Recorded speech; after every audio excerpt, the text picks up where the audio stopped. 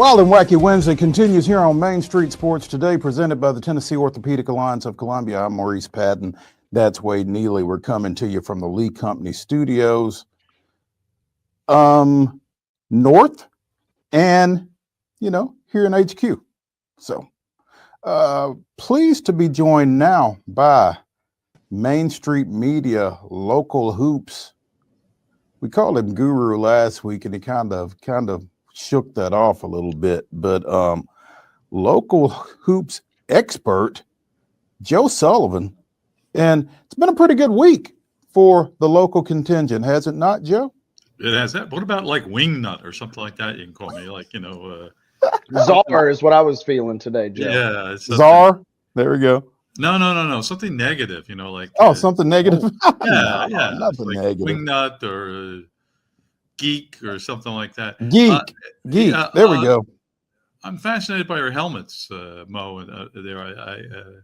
Well, studio. Why is there an Eagles helmet there?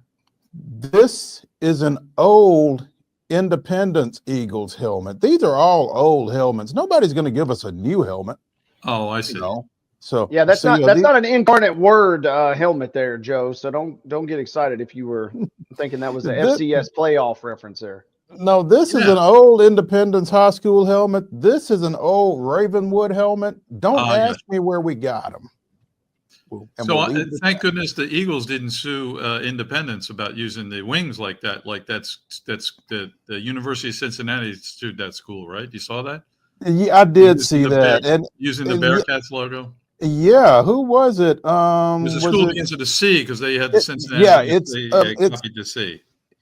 I think it's Cheatham County Middle School, actually. And I think that's right. Not only did they sue them for the logo, but I think they sued them for the nickname. And if it was me, there would be lawyers involved in that one. I mean, I don't know how you can copyright Bearcats. But anyway, we digress. Thank you for the tour. Yeah. Interestingly, I noticed this week when I looked at my OVC weekly release that 3 OVC teams are also playing East-West University that TSU played and beat by about 70. So East-West University of Chicago is now the OVC punching bag. Everyone's playing. They're popular in these parts. There we go. Cashing some checks. Yep. Joe Sullivan of Main Street Media talking a little local hoops with us here on Main Street Sports Today. Joe, we talked about the SEC ACC Challenge. We talked about Lenardi's 12 SEC teams. We did not talk about number 3 Tennessee. What is their upside? Yeah, so number 3, but actually, in the Ken Palm and the net ranking, they're 2. So it's like in the net ranking. I think they're number 1 in net. Oh, you're right. They're number 1 in net, and Auburn is 2. You're absolutely right, Mo. I'm glad that you're with me to edit me. So this is shaping up as another great defensive team, as always with Rick Barnes. But I think some people are comparing Chaz Lanier, who is the transfer from North Florida and is an excellent shooter. Is he the Dalton Connect? I don't foresee him being Dalton Connect just yet, but he's certainly an excellent offensive player. Rick has patched it together again with transfers and Pete Billy's developing. And plus, they still have the good point guard who's a veteran. Tennessee, we should think in terms of this team develops as, they're good already, but keep improving. They're a Final Four contender, especially with there being such a great defensive team. That should be their goal. Yeah. Don't we agree? Yeah, we do. We do. It's unanimous. I do agree. Hey, Joe, real quick, I got to ask you, you talked about the 2 big guys for Belmont. How about the 2 big guys from our Wolverines last night? Their nickname is now Area 51 because Vlad Golden wears, what is that? Where does that come from? They christened it last night. Vlad Golden wears 50. Danny Wolf wears 1. They call him Area 51. Those 2 combined for 44 points on the road in the win at Wisconsin. Big win versus number 11 last night. So look, they paired together very well because Golden is more of the inside player. Yeah. And Wolf is a guy who can play on the perimeter. He can handle a little bit. You wouldn't want him to go too far with that. but he's an excellent passer. He has good vision, and they both rebound. So the reason they can play together is Wolf can play facing the basket and find Golden and other people, and Golden is a strong inside player. It is, and I think, look, Dusty May, there's a trick to doing that, to have two big guys. How it played two guys at that size together. It's not easy. It's not, and so it looks like he's developing something very formidable there. Pretty crazy. I didn't have Michigan potentially being ranked ahead of UConn on my bingo card, but when the Huskies dropped 23 spots, Michigan's at least got a chance to make that happen next week. I think the question is, how did UConn only drop 23 spots? That's probably a fair question. I have to credit the Eye on College Basketball podcast for CBS. They said there is a voter on the AP poll who voted UConn 10th this week, which is probably what kept them in the top 25. And so, look, if people are going to be doing that, you know, give me 5 minutes and I can find out who that is for you, Joe. Yeah, I wish I was still voting. I mean, long ago I voted, and it was a privilege and fun, and also I devoted time to it. And I don't know if this guy's just stubborn, or I shouldn't assume it's a male. It could be a female, but most likely a male. I think most of the motives, you know, by far the majority are males. He's being stubborn or ignorant, or I don't know. I will tell you, I've also voted on it, and the mailbox can get a little full if you are stubborn or ignorant, or if people perceive you to be such. Oh my God. So, yeah. If you, Eric Newman, our good friend at the Arizona Daily Sun, is the gentleman that we speak of that ranked him number 10. So there was a couple other ones. There was a 13, a couple 15s, but yeah, everybody else, the vast majority of the poll, it looks like, had them unranked. Like you said, Eric from out in Arizona is holding them down at number 10 to keep them afloat right now. So I got a voting story. Mo, should I tell it? Do we have time? Go ahead. So I was voting. I was working in New Jersey at the Asbury Park Press, and I was voting in the AP top 25. And it was the year Seton Hall got very good, and they went to the Final Four. They went to the final game. They lost, some people would say, on a bad call at the end of the game. Some would say that. So this is November and December, and I at that time I published my vote every week in the paper, and that was unusual back then. Now you could, like you just looked it up, you really couldn't do that back in those days. And I actually published it and explained my reasonings. I thought it made good material, and I kept Seton Hall out, and there was quite a reaction from readers in New Jersey about leaving Seton Hall out for a certain time. By Christmas time I had them in, but right about this time of year, when I didn't have them in, I got a call from a guy who eventually ran for governor of New Jersey, and he was a state senator there, and he called me to find out why I didn't have Seton Hall in the top 25. And I honestly said to him, don't you have more important things to do? Help our state with some other problem, perhaps? Traffic or something? I don't know, but that's wild. So that was, the senator called me to lobby. And email is one thing. A phone call, that's pretty crazy here on Wild and Wacky Wednesday. Joe Sullivan of Main Street Media joining us here on Main Street Sports today, talking a little local hoops. We will see you again next Wednesday, Joe, and we appreciate it. Hey, thanks a lot, guys. Great being on. But real quick, kind of just tell us how we got here, because you guys had such a magical run kind of in your first rodeo at Lawrence County, and kind of, maybe, dare I say, you kind of changed or recalibrated the expectations of the bunch over there in Lawrence County last year. Hey, listen, when I took the job as head coach last year, I mean, I knew what I was walking into. You know, I obviously from Lawrence County, was assistant coach here for 4 or 5 years before getting the head coaching job, and almost everybody around knew that we were going to be really good. And really, like, the only expectation was me to not somehow mess it up. We were going to be really talented, and I knew going in that season, we hadn't been to sub-state in several years, but I knew that if we just did what we were supposed to, that there was a good chance for us to make some noise. And we had some highs and lows in the season. We ended up with a pretty good record, but we really hit our stride come tournament time. And we was playing some good teams, and we were playing good basketball. It was one of those things that it all worked out for us. We did what we could have done. We could have done more. I don't know if you remember that sub-state game. 15 maybe or so in the first half, and kind of let it slip away from us. And that I still to this day have not went back and watched that game. I don't know that I will be able to. We can do without Red Bank memories, I Man. suppose. Hey, credit to Red Bank, though. I mean, last year we were so talented, but we only played like 7 or 8 guys, and they just kept rotating guys in, and they just wore us down, and we made some mistakes at the end that I think it was because we couldn't play enough guys. But that is definitely a game that is hard for me to think about. Absolutely. And Bryce, kind of having said that, I witnessed a similar deal with Giles County a couple years ago as their play-by-play guy. What's it like? You have such a great year in your first season. Giles County goes to the state tournament in their first year under Nick Campbell. And then what's it like now after such a successful year in your first rodeo, having to kind of really dial in for year 2 and kind of walk us through that process? Well, first of all, was that not one of the greatest game atmospheres you've ever been to, that Giles County Sioux State game, that Nick's first year? I mean, I traveled over there, and I just remember, man. City and overtime partner. Yeah. Man.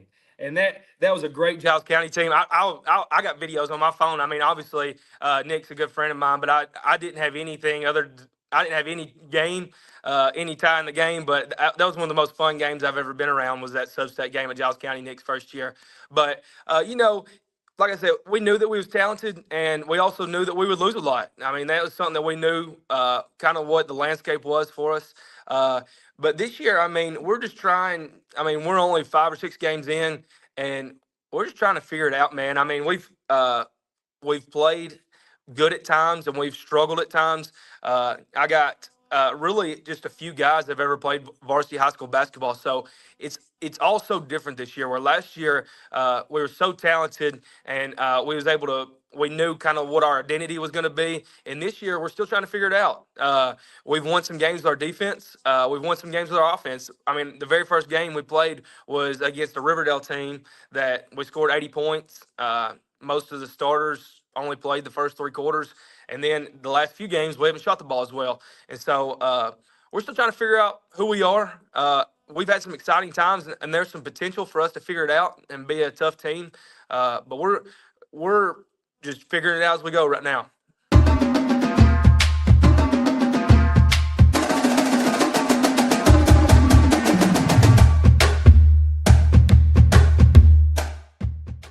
Whether you're an athlete or a weekend warrior, when it comes to your performance, don't settle for anything less than excellence. We're proud to announce that Mid-Tennessee Bone and Joint Clinic is now Tennessee Orthopedic Alliance of Columbia, where we are redefining sports medicine and orthopedics. Tennessee Orthopedic Alliance's team of expert sports medicine physicians understands the unique demands of your body. TOA Columbia specializes in personalized orthopedic care, offering state-of-the-art treatments for everything from sports injuries to joint replacements. Learn more at toacolumbia.com. Step into the Lionel retail store at Opry Mills, Nashville, and you'll be captivated by all the magic of the 123-year history of Lionel trains. Whether you're already a train enthusiast or just getting started, Lionel will energize your love for trains. NASCAR fan? Come check out your local Lionel station to learn all there is to know about model trains and die-cast NASCAR collectibles. Visit nashville.lionel.com or call 615-455-9399.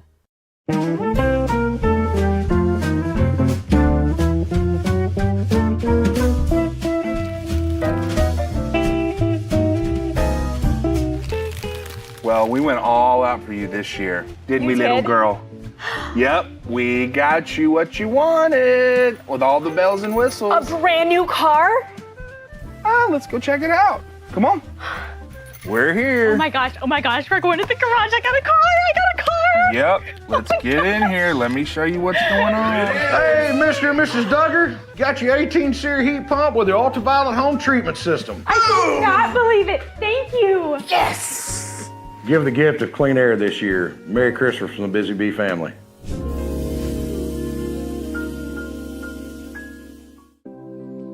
Custom Stone Handler supplies over 600 distributors and suppliers with quality stone products. Along with River Stone, we produce and distribute over 100 building, landscape, and other bulk products. Our goal is to provide quality products, service, and partnerships to ensure our customers' success. We firmly believe that the measure of any person or company is how they treat other people and customers.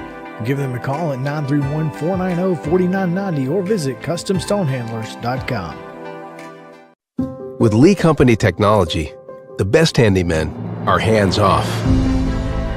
Lee Company techs have been using visual findings and other smart technology tools for years to add transparency and virtually take customers along. You see what we see, whether we're in a crawl space or on a roof. With Lee Company, technology helps us help you, no matter what's happening in the world or at your house.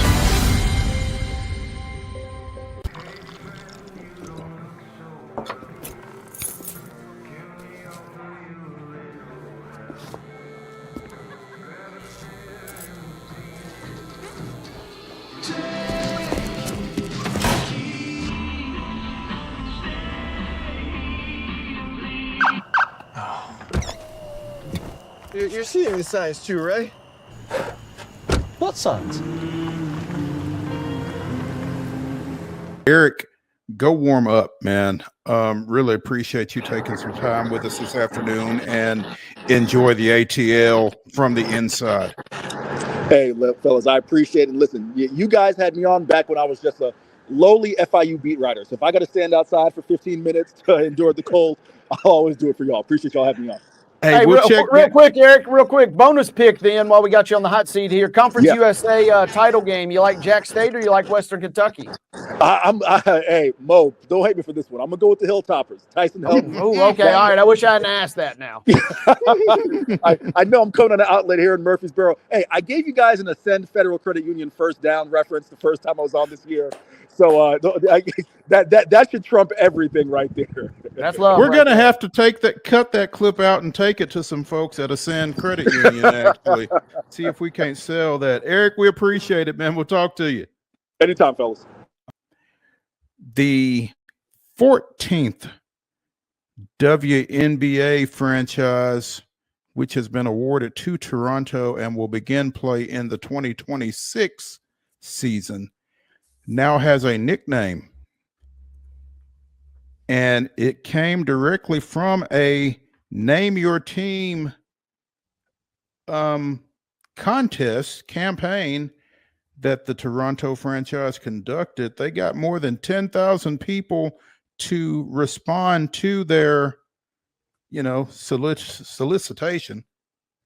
More than 1,000 unique names submitted, and the winner was the Tempo. And it's drawn a little, there are some people a little concerned with the Toronto Tempo, but the president of the team, Teresa Resch, said that they liked the uniqueness, alliteration, and this makes sense. I'll give her this. We loved it was the same in English and French. Something to be said for that in Toronto. There is something to be said for that in Toronto, where both languages are the official Canadian languages. So, it on first glance, it felt a little lame, but that's probably worse.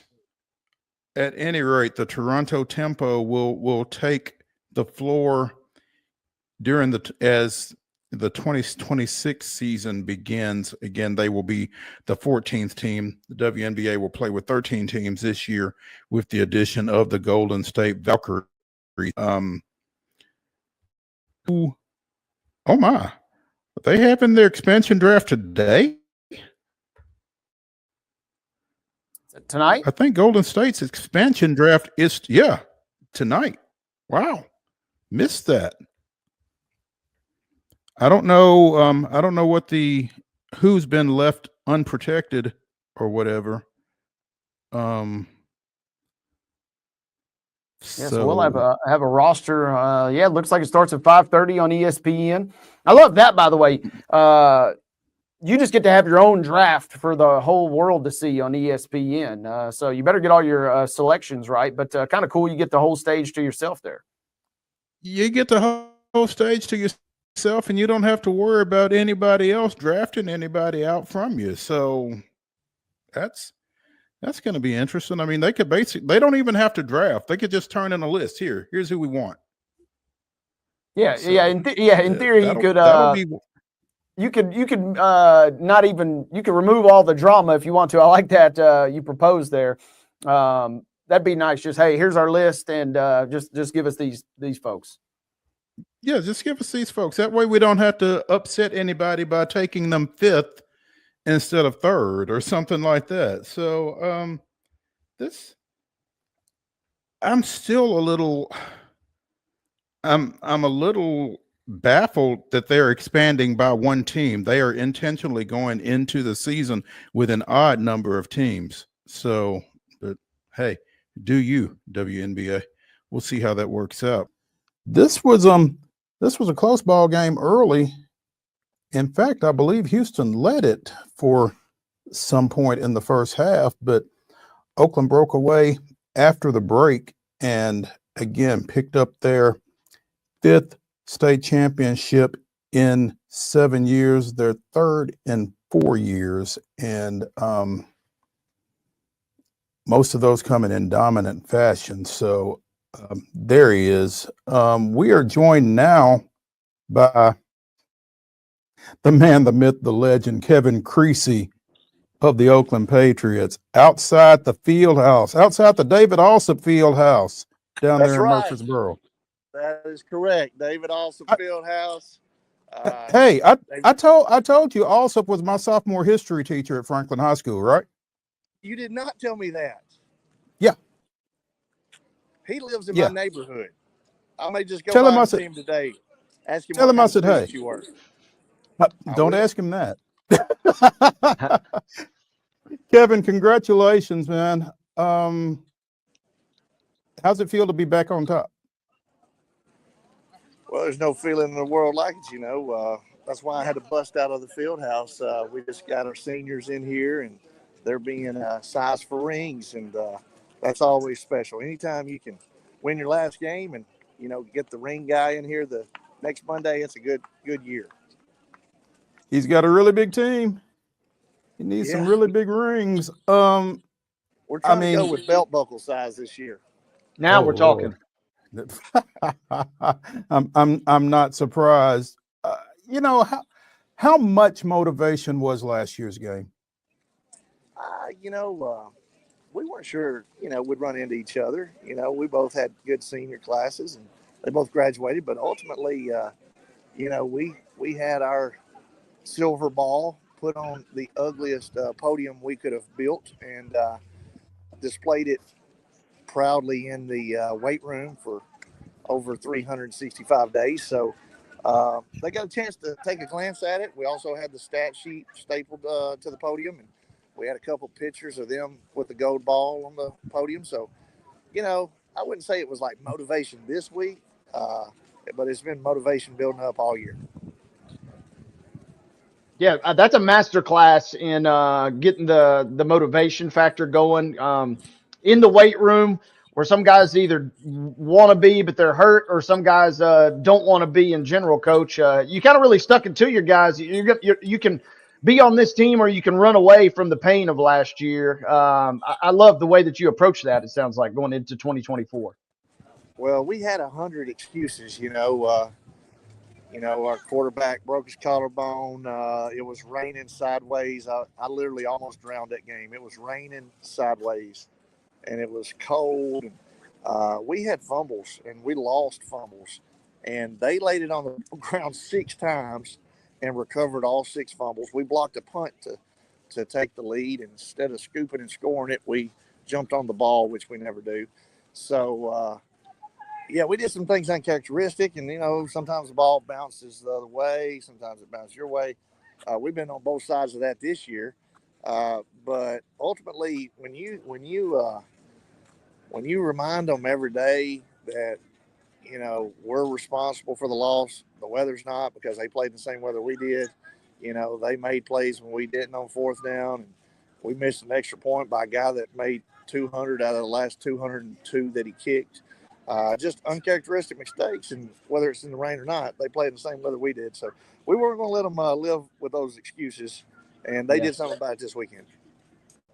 They did do something about it this weekend. Kevin Creasy, Oakland Patriots coach, the Patriots with a 42-20 victory over Houston in the Class 6A state championship game, tied 14 all at the break, 3 third-quarter touchdowns, and stop me if you've heard these names, Dwan Morris and T.T. Hill scoring all 3 of those, T.T. scoring twice, and Morris with a 3-yard run following a 1-yard scoring run in the second quarter, but and a 67-yard. Okay, I thought I saw a big one there in the highlights, but so 3 total touchdowns for Morris, the UT commit, and he was your guy, I guess. Yes, he was, and you know, we talk about adversity. I'm sure all teams go through adversity, but DeJuan was up for Mr. Football last year, not up for it this year because he missed most of the regular season. First play, you were at the Independence game, Mo. First play of the season, he has a terrible high ankle sprain that he never recovered from in the regular season. Finally got healthy in the playoffs. T.T. Hill broke his arm, had surgery on it. You know, Craig Tutt mostly played defense. We had to have him on offense. And so Tutt's now up for Mr. Football. And ultimately, all 3 of them, we did the math on it.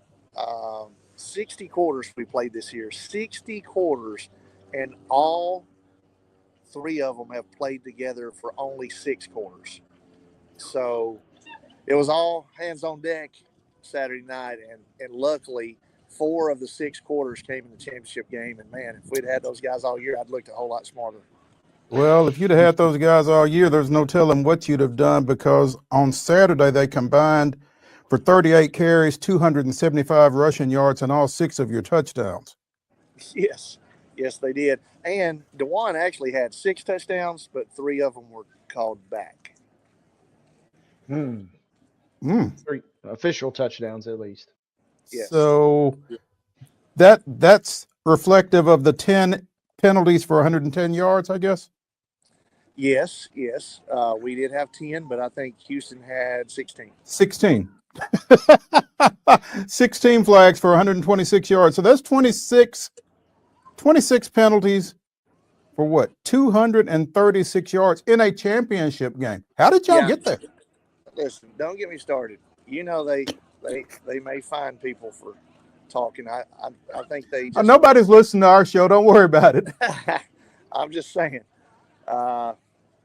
It was just one of those games, I guess, got chippy, and they wanted to take control of it. And you know, I think if you watch the TV version, we had a couple of our big time players get personal fouls, and I lit into them. I made sure that I didn't want them to be remembered as guys that were, you know, showboating and winning the wrong way, and, you know, spinning the ball. You know, that's not what we're about, you know, spiking the ball.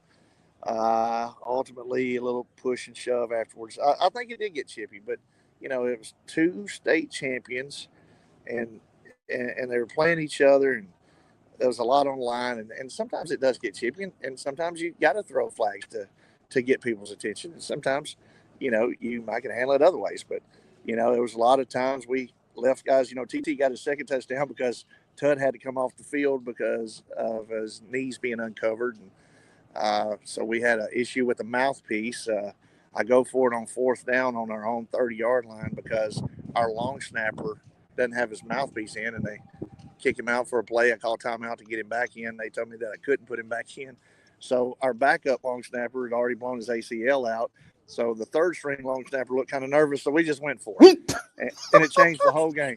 And, you know, everybody's like, man, that sure was brave. No, it wasn't. I was just I was more scared than the 3rd string long snapper that we would have had to put in. Necessity is the mother of invention. And Kevin, I did see you lighting into one of those kids for one of those unsportsmanlike. So yeah, I had to explain that to some folks that I was watching with. What's he upset about? Well, one of his guys got a flag for being silly. But Oakland coach Kevin Creasy. And I get silly, and I get silly, and I get excited, and I get being on TV and all that stuff. But ultimately, you know, it's a selfish move, and that's what I was letting them know. it hurts our kickoff team. And we've had trouble on the kickoff team already, and then it hurts our defense, putting them in a bad spot. And, it just hurts everybody. So it doesn't do us any good. There's plenty of time to celebrate, getting this ring. We'll have plenty of celebrating going on at the ring ceremony. But, we wouldn't want anybody rubbing it in our face. And so it works both ways. And Carmen has a funny way of catching up to you sometimes too. So we try to make sure our guys do it the right way.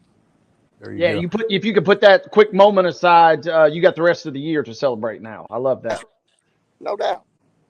No doubt. Been a lot of celebrating over on Patriot Lane in Murfreesboro. Again, 4 titles in 5 years, 5 in 7 years.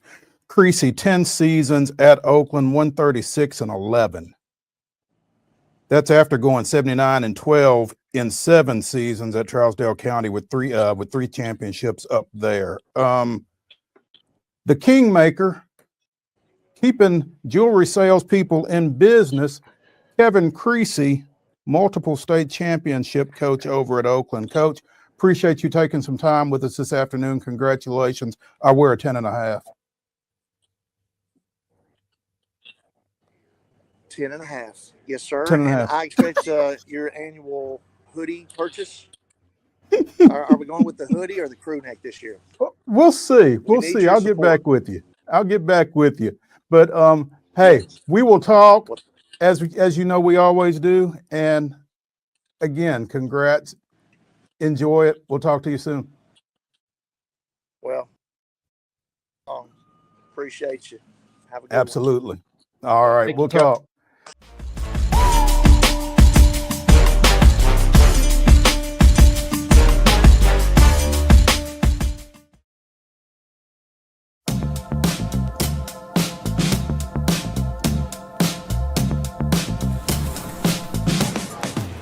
Do you want to be a bad man? Yes, you do. Do you want to taste sweet salvation underneath the summer moon? Do you need another hand now? Yes, you do. Go see Miss Josie down on Columbus Avenue. All right, Columbus Avenue.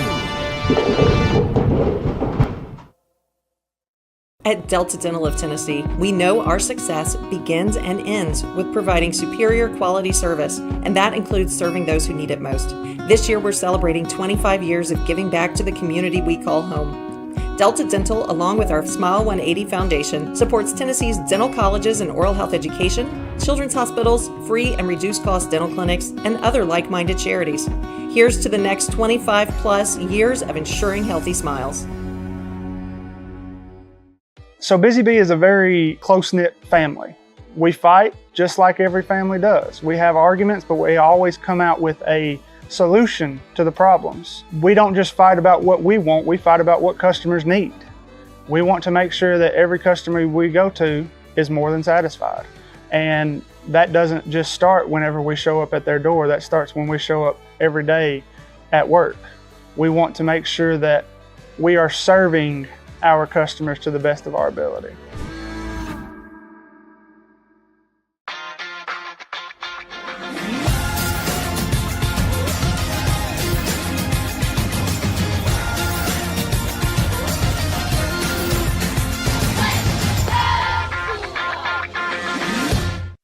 With Lee Company technology, the best handymen are hands-off.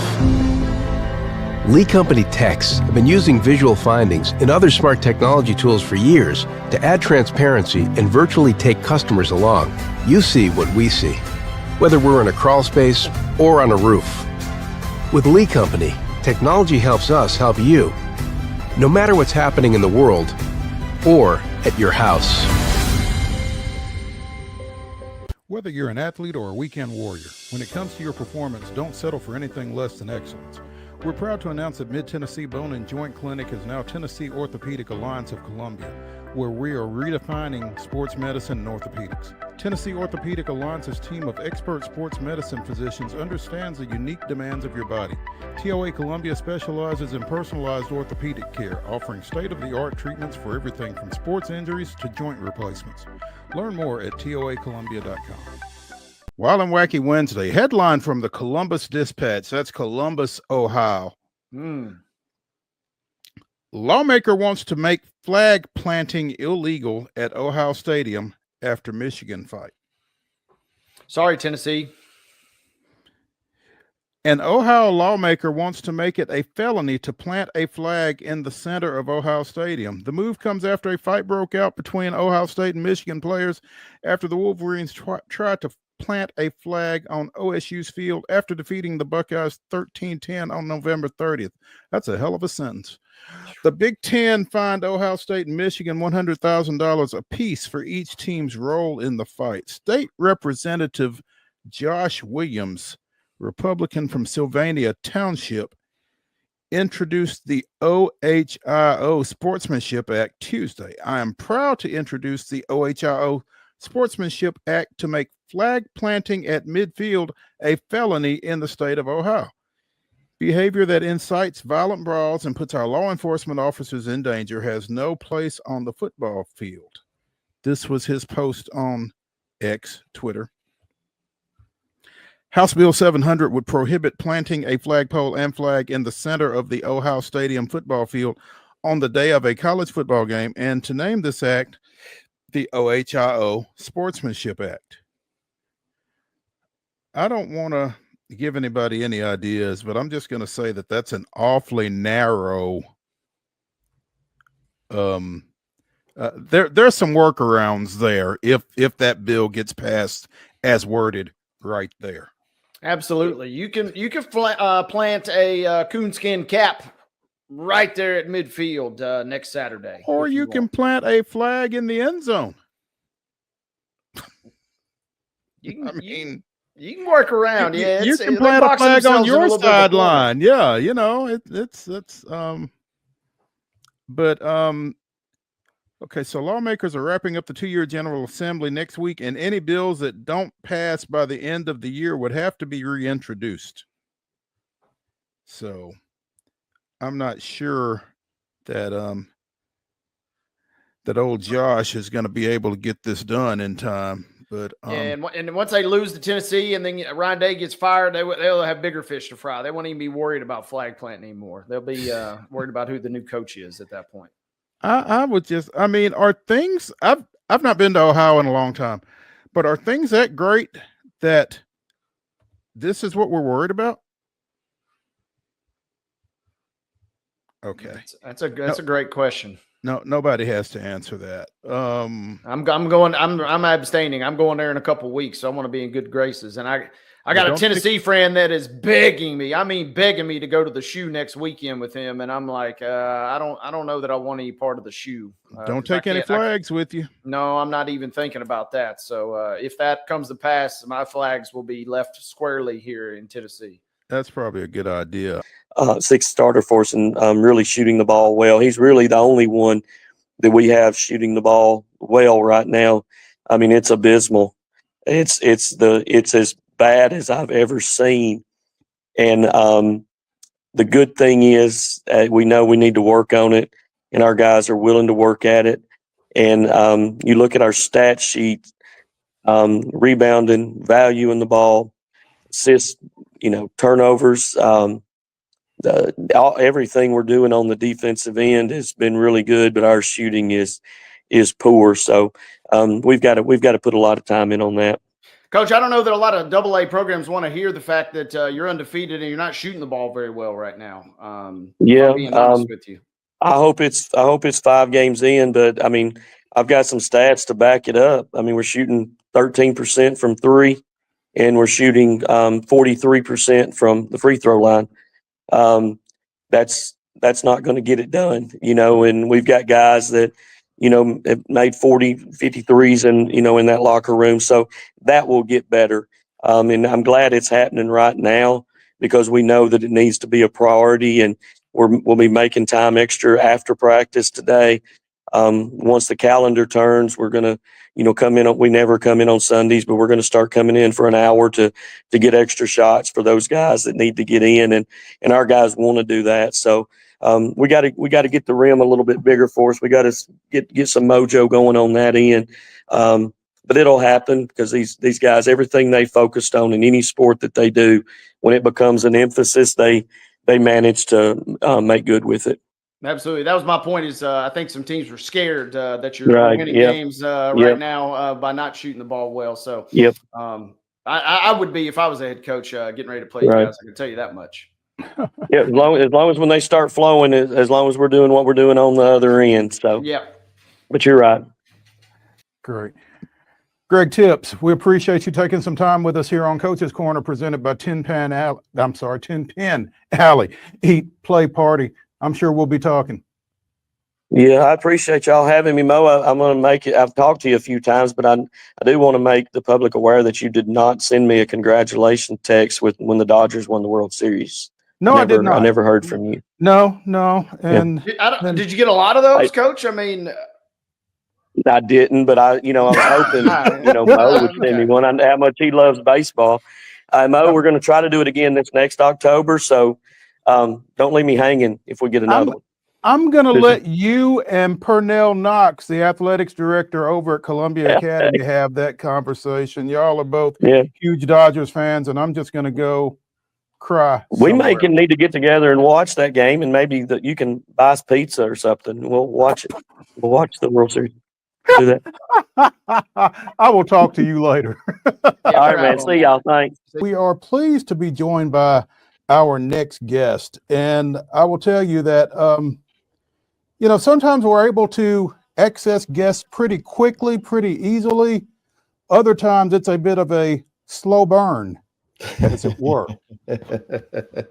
Well, look, man, I changed jobs. When you have different bosses, you gotta go by their protocol, right? I understand. We are pleased to welcome Joel Anderson of The Ringer, also co-host of the podcast The Slow Burn, to Main Street Sports Today.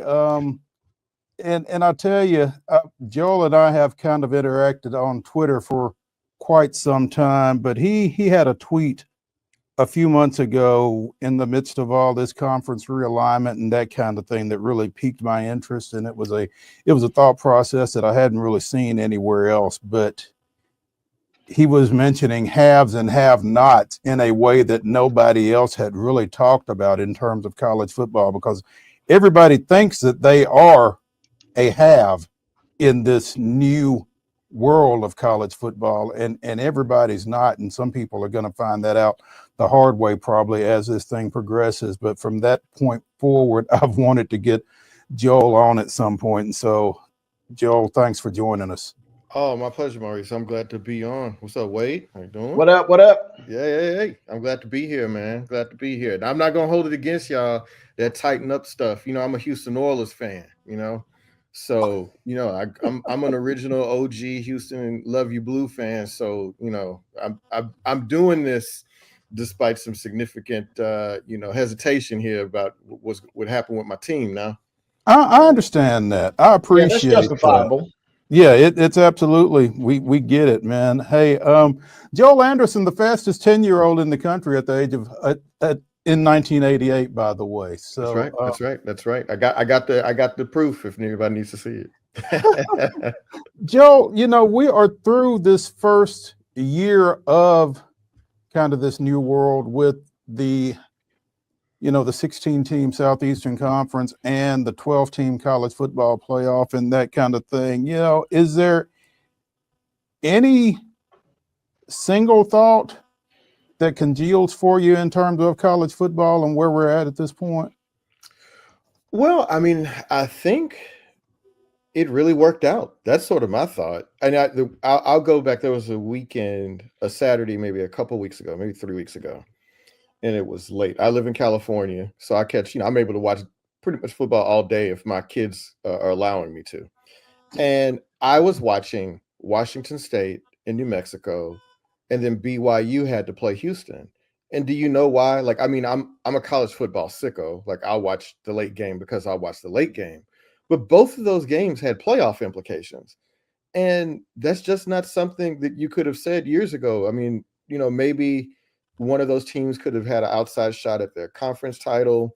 Maybe they would have had a better slot in the bowl. The bowl, maybe they could have a better bowl slot. But it legitimately could have affected who was the 11th or 12th seed in the playoffs. And that's a good thing. It's good for more people and more fan bases to feel invested in what's going on. You know, for so long, if you were sort of on the outside looking in, if you weren't, you know, one of the 3 teams in the SEC that gives the SEC its reputation, or Ohio State or something like that, then wasn't a lot for you to look forward to. You know, I mean, if you weren't, you're not a rabid fan, you're not interested in traveling to go see the New Orleans Bowl, not the Sugar Bowl, the New Orleans Bowl, right? Right. The Arnell Carriers Bowl. So I think it's only a good thing that we've expanded the interest of the game. I have my critiques of it. Like, I would prefer if the schools paid the kids directly, and that's going to happen. And, I want the kids to get their share of the TV revenue that's running around out there. But on the whole,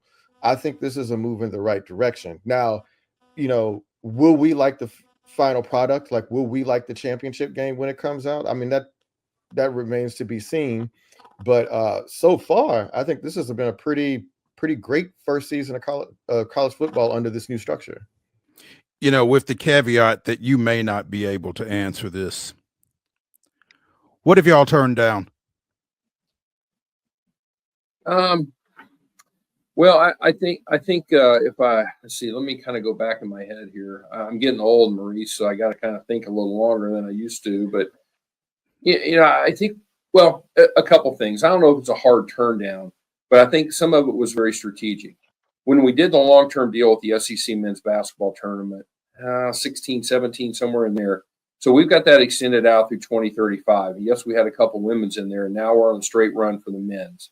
When we did that, between the mayor's office, Convention and Visitors Corporation, the Predators, Convention Center, everybody was in the room, and we said, hey, if we can land this, a couple things. The Predators were willing to give up the arena for 8 days in the middle of March. We can't do another event over another weekend in the last 3 weekends of the regular season for the NHL, trying to make the playoffs. We can't eliminate that from the NHL having us not being able to schedule at home.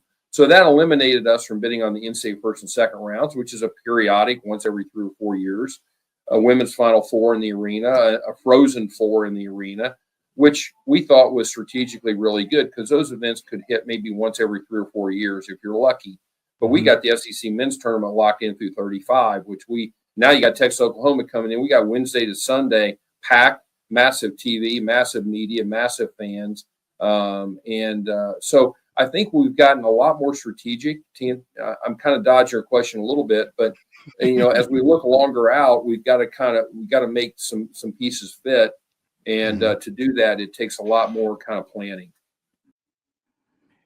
And it's not a big deal, but it is a big deal that Kyle McCord finished 10th in the Heisman. Yeah. No, I like the way you phrase. I'm going to steal that. It is a big deal, but it's not a big deal. Well, that's the perfect. So it's almost like you're a writer, Patton.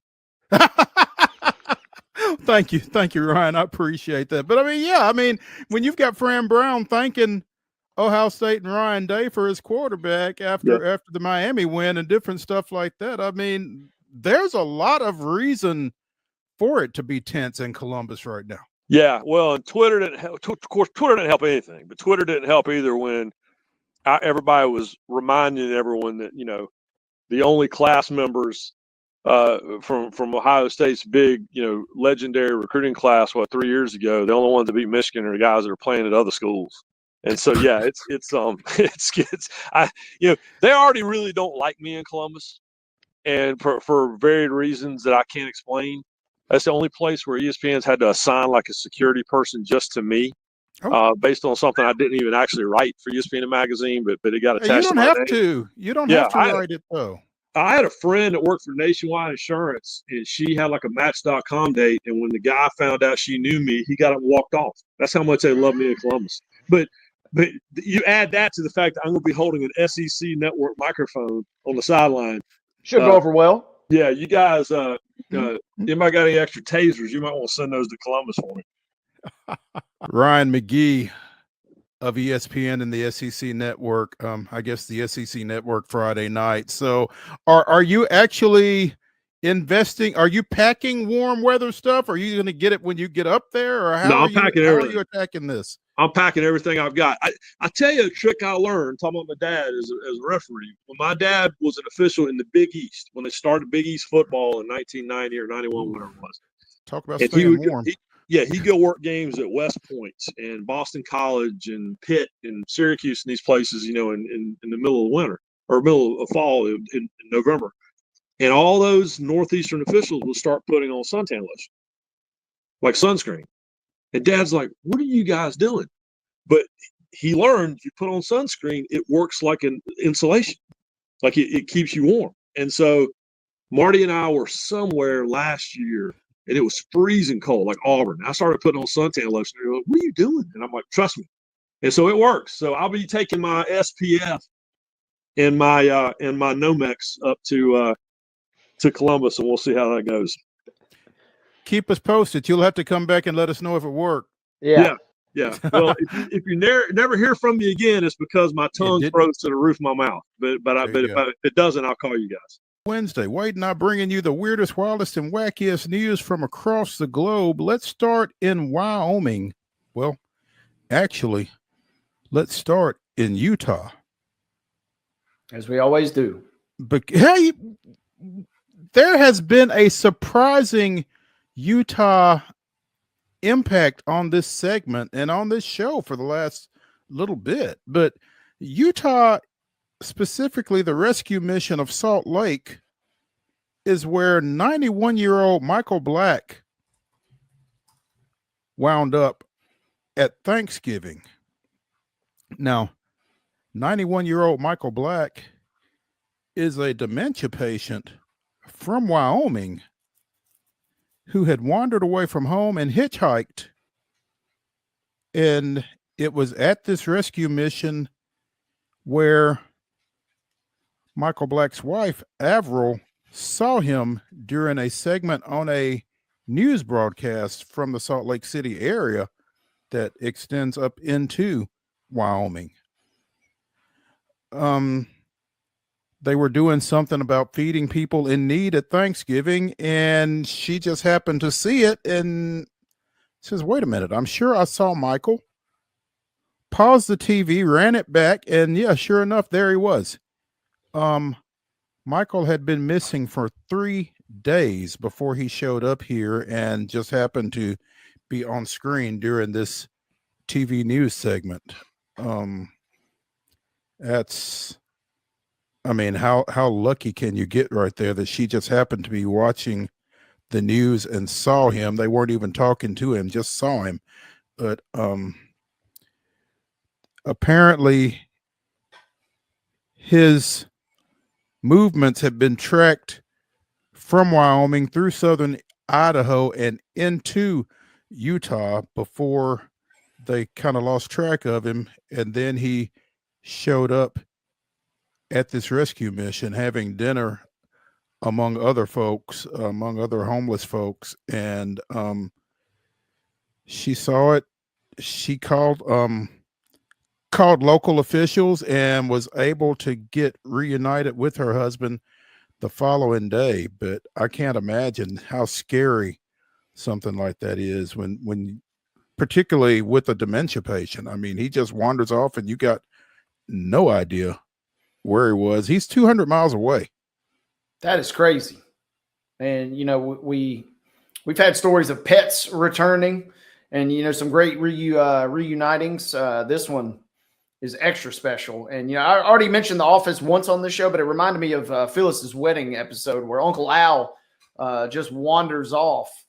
And they eventually get him back where he needs to be too. But luckily it ends up with a great story here. But yeah, I can't even imagine, right? You're sitting there and you're like, wait a second. Not just, I know that. I mean, right. That is mind blowing to think about.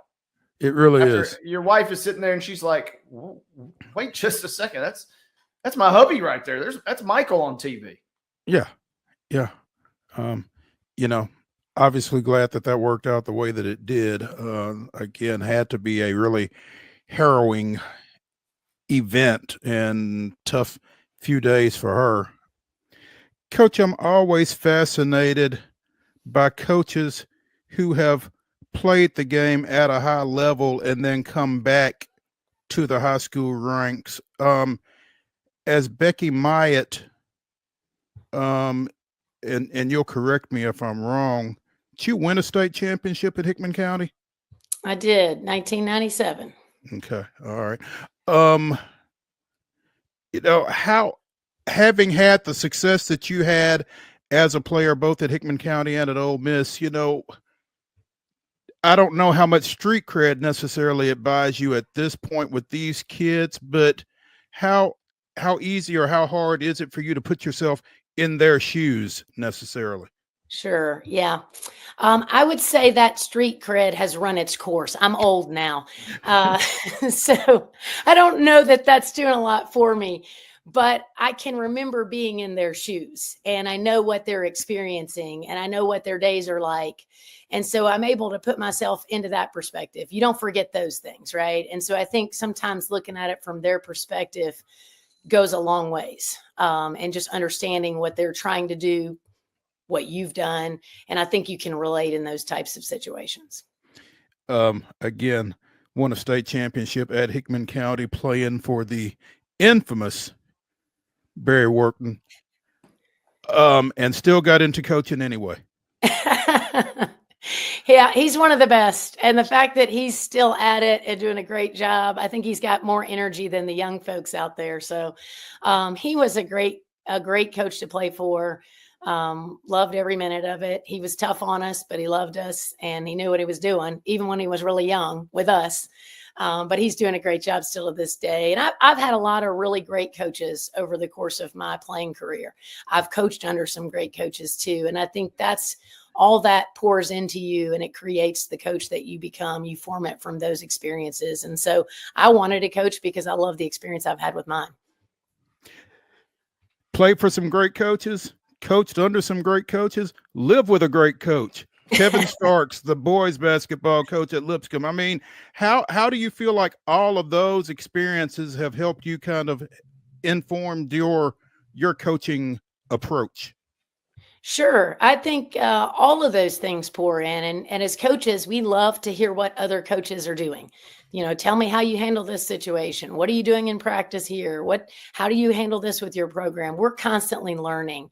And so I think that there's tons of opportunity with that. The more coaches you're surrounded around and husband and wife coaches, we got 2 kids at home. So honestly, there's not a whole lot of coach talk time always. But it is nice to have someone who understands what you're dealing with, what you're going through, to bounce some ideas off. We like to say we're pretty opposites. I think we balance each other out. His style and mine is not really similar, but we can give each other really great perspective. I wonder I'm curious how much rebounding and how much defense is he preaching to his team right now is what I'm wondering, Coach. That's a great question. I don't know. I'm not stepping into those practices. So. Okay. I'm wondering what the conversations are regarding practice time and getting the gym and that kind of thing. How does that work?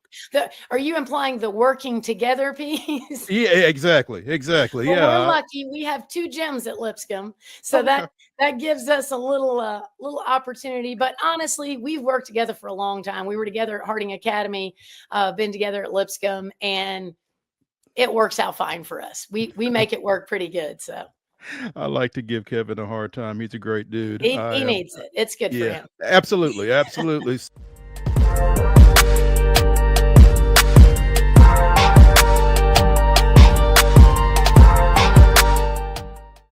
Nashville's Nutcracker returns to TPAC this December, presented by Nashville Ballet. This holiday season, audiences will journey with Clara and the Nutcracker Prince through Nashville's history and the land of sweets.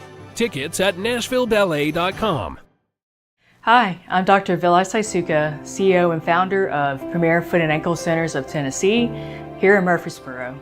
We offer foot and ankle care from ingrown toenails to diabetic foot wounds. We also fix ankle fractures and things like that.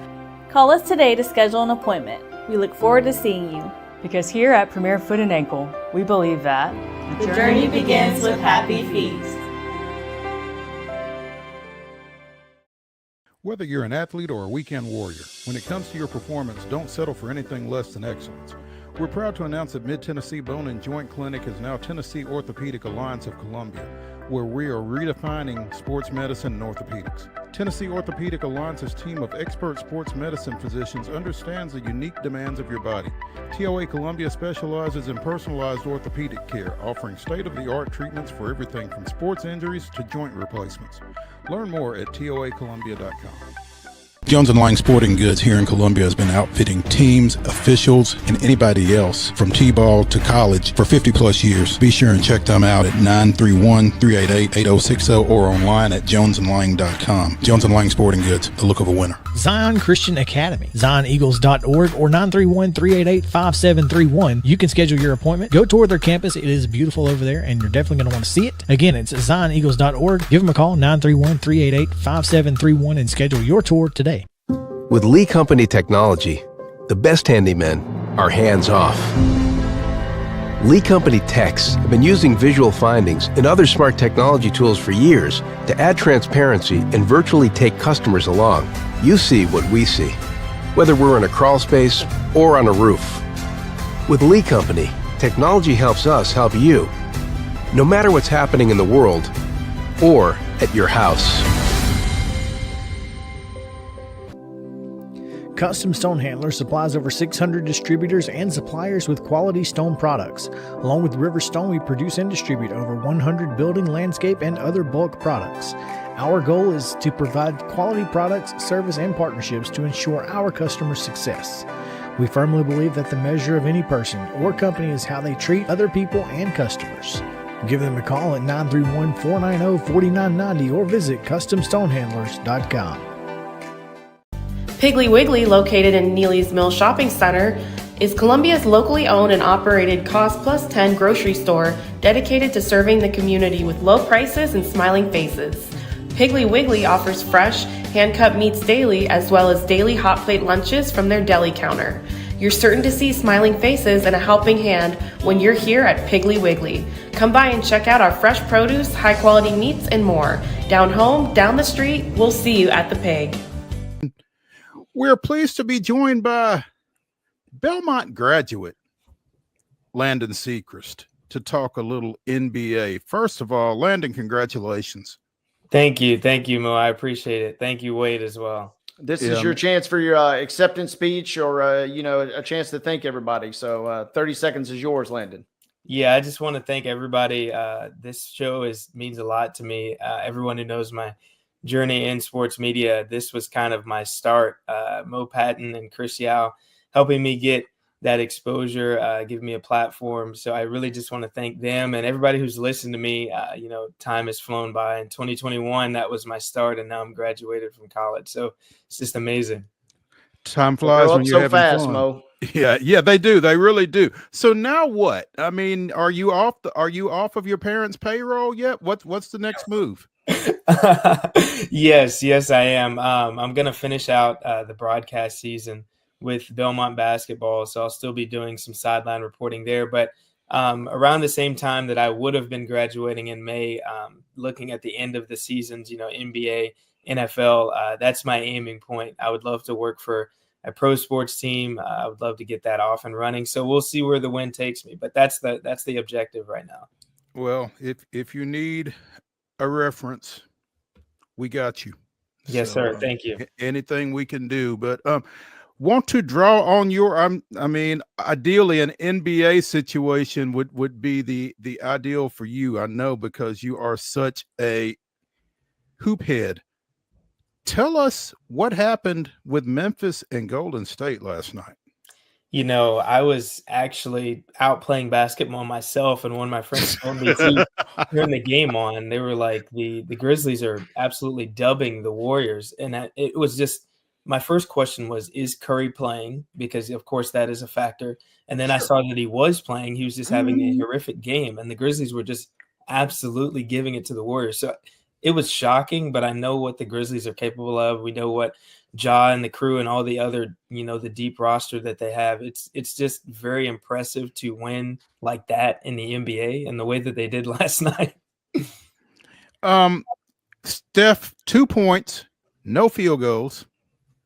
Draymond, no points, no rebounds, no assists. I mean, that's That's just beyond explanation, isn't it? Yeah, I think, you never want to have a star have a bad game, but when you have your pretty much two best players have a bad game in the NBA, it's going to be a very rough night, especially when, the Warriors are a very top heavy team. The rest of the team is really unproven, doesn't have that much experience, filled with, role players. And when you have Steph and Draymond have off nights, it's going to be a long, long day. Great.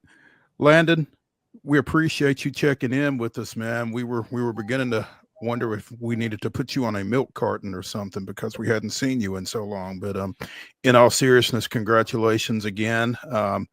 Obviously, that's a huge accomplishment, and to do it in less than 4, even more so. So, congrats. I know everybody that knows you is happy for you and proud of you, and certainly count me in that bunch. And hope we can get you on again here more quickly than the span that we've had between your last visit and this one.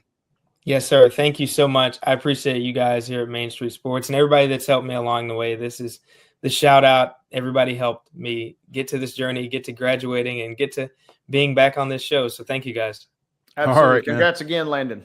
And Wade, as you mentioned, defensive struggle on Thursday night as the Chargers and Broncos played to a 34-27 outcome, with the Chargers picking up the victory in that AFC West showdown.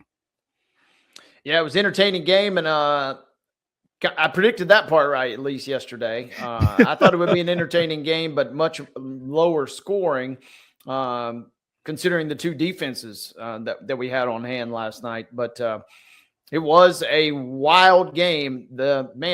Whoever's writing the script for the NFL this year has done a great job with some of these Thursday night games. They throw in just enough stinkers to throw you off the scent, but there's been some sneaky good ones on Thursday this year. And Jim Harbaugh is a crafty fella, picking up a cheap 3 points right before halftime on a fair catch kick.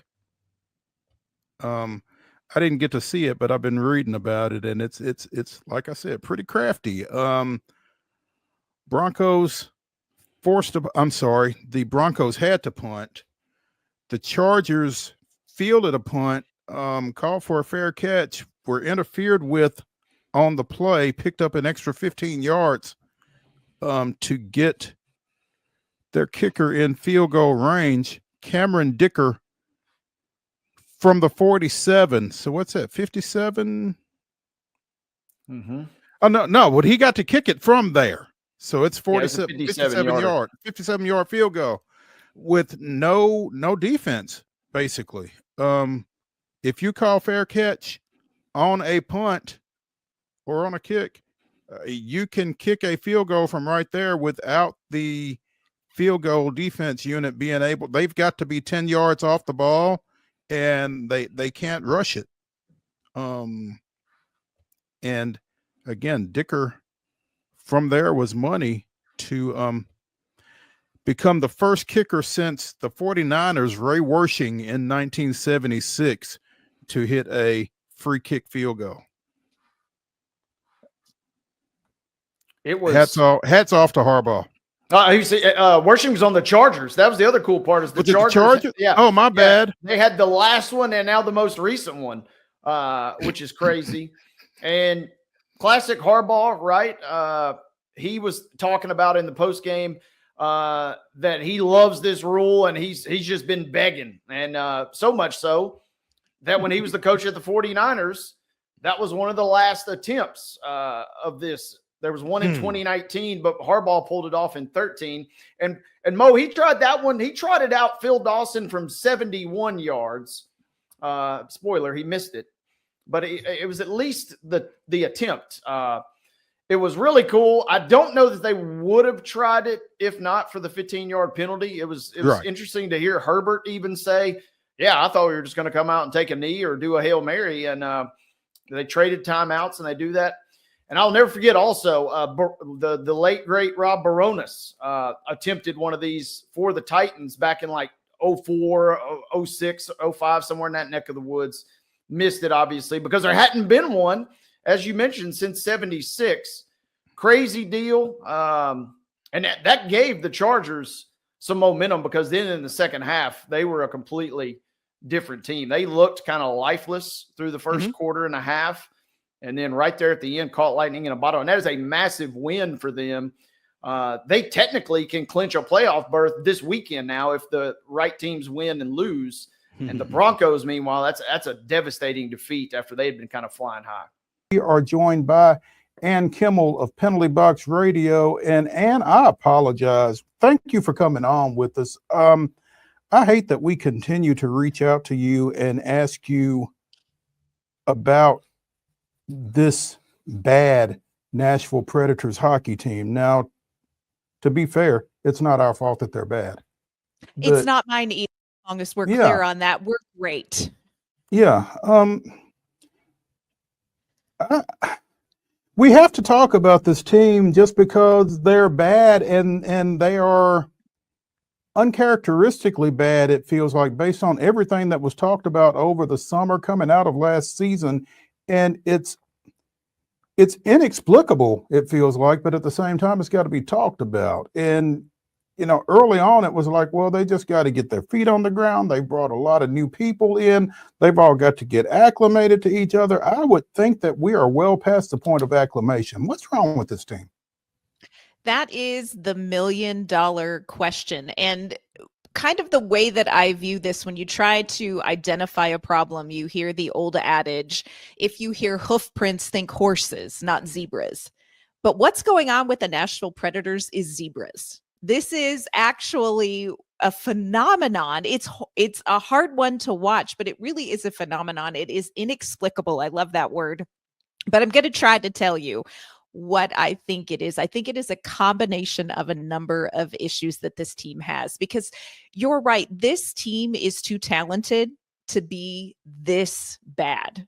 And they're really bad. They are the second worst team in the league. They are one of the worst offensive production teams in the league right now. And what was sort of going to be their calling card in the preseason was going to be the offense that they brought in. So it is fascinating. I think probably the biggest issue is the offense. This is a team with a lot of offensive talent, but they simply are not scoring goals. And in the NHL right now, if you cannot put up goals, you are not going to win games. And Nashville is getting offensive zone time. They are taking shots, but they're not getting them on net. They're not getting second and third chances like they need to. They're not generating high danger chances like they need to. And you're just simply not going to win in this league unless your team is scoring goals. I think you've got a lot of players right now that are struggling. It is well past time for the new guys to be more comfortable in this system. Andrew Brunette has made some adjustments. He's simplified things to help them kind of catch up and feel more comfortable. You've got top players are not playing well. And I think at this point, maybe the biggest issue has become a mental issue for this team, because the minute that you see them in a game get scored against, it's like you see this team, almost the body language tells you they don't know how they're going to get out of this. And I think at this point, the mental hurdle has become crippling.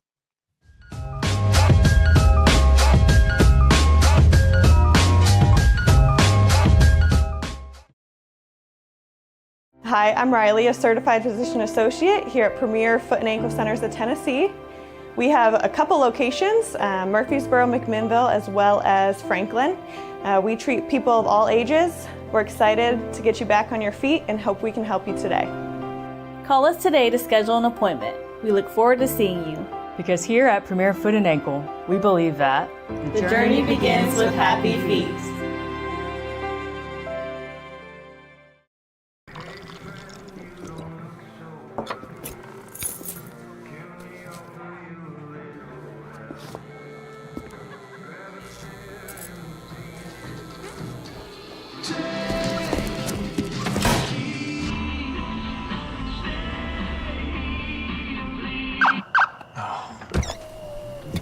You're seeing the signs too, right? What signs? Whether you're an athlete or a weekend warrior, when it comes to your performance, don't settle for anything less than excellence. We're proud to announce that Mid-Tennessee Bone and Joint Clinic is now Tennessee Orthopedic Alliance of Columbia, where we are redefining sports medicine and orthopedics. Tennessee Orthopedic Alliance's team of expert sports medicine physicians understands the unique demands of your body. TOA Columbia specializes in personalized orthopedic care, offering state-of-the-art treatments for everything from sports injuries to joint replacements. Learn more at toacolumbia.com. With Lee Company technology, the best handymen are hands-off. Lee Company techs have been using visual findings and other smart technology tools for years to add transparency and virtually take customers along. You see what we see, whether we're in a crawl space or on a roof. With Lee Company, technology helps us help you, no matter what's happening in the world or at your house. Jones & Lang Sporting Goods here in Columbia has been outfitting teams, officials, and anybody else from T-ball to college for 50 plus years. Be sure and check them out at 931-388-8060 or online at jonesandlang.com. Jones & Lang Sporting Goods, the look of a winner. Zion Christian Academy, zioneagles.org or 931-388-5731. You can schedule your appointment. Go tour their campus. It is beautiful over there, and you're definitely going to want to see it. Again, it's zioneagles.org. Give them a call, 931-388-5731, and schedule your tour today. Piggly Wiggly, located in Neely's Mill Shopping Center, is Columbia's locally owned and operated Cost Plus 10 grocery store dedicated to serving the community with low prices and smiling faces. Piggly Wiggly offers fresh, hand-cut meats daily as well as daily hot plate lunches from their deli counter. You're certain to see smiling faces and a helping hand when you're here at Piggly Wiggly. Come by and check out our fresh produce, high-quality meats, and more. Down home, down the street, we'll see you at the Pig. Top 5 one-hit wonders. Wade, the floor is yours. Well, first of all, I am curious. We like to have a little backstory on the topic. Were you just cruising down 65? I kind of have a list because typically we have such a hard time coming up with topics, and so when I think of something, I've got notes in my phone. It's titled Top 5 Topics, and so when we try to come up with these, sometimes you need something to fall back on. Well, it's a good one, but I didn't know, if you were cruising down and one or two of these that maybe popped on. Like I said, some of these I've listened to a bunch and had to Google who the artist was. First, though, just a couple weeks ago, we were at MTSU, and the fact that there are kids dancing to Macarena in 2024 and knowing all the moves. Probably don't know any of the words to the song. Definitely don't know that Los Del Rio. I didn't know. I had to go back and Google that one. But I remember when this comes out, it sweeps the country, sweeps the globe. And here we are in 2024, and kids of young age are still doing the Macarena. That's got to go number one for me. You think their parents are teaching them those moves? I definitely saw. I don't know what school it was, but I was coming down from the second level at one point, and there was a school teacher that was showing kind of the moves, but some didn't need it. You can tell that some kids, they got some good parents. They already knew. Yeah, absolutely. My number one is going to be the classic, probably the first rap song that hit it big, and Sugar Hill Gang unfortunately could not back up Rapper's Delight, but that would be my number one. That is a great bop. The first hip hop song by many accounts. So it's a great pull, and I'm glad you said that. A couple of mine are going to be on this list from that realm. Teach Me How to Dougie. I'm a big dance guy too, and my first play-by-play gig was at Blackman High School back in the day, and I remember everybody in the crowd is repping, Teach Me How to Dougie. So the Cali Swag District. Do you know any other songs from them? I do not know any other songs from the Cali Swag District. Me either. So I wonder if John Wall knows any other songs from the Cali Swag District, because whenever you say Teach Me How to Dougie, the first thing I think of is the video of him repping. Yes. Man. So yeah, that to me said, if I don't know any other songs from this group, then they definitely meet the criteria for one hit wonder. So Cali Swag District, Teach Me How to Dougie, number 2. That definitely fits.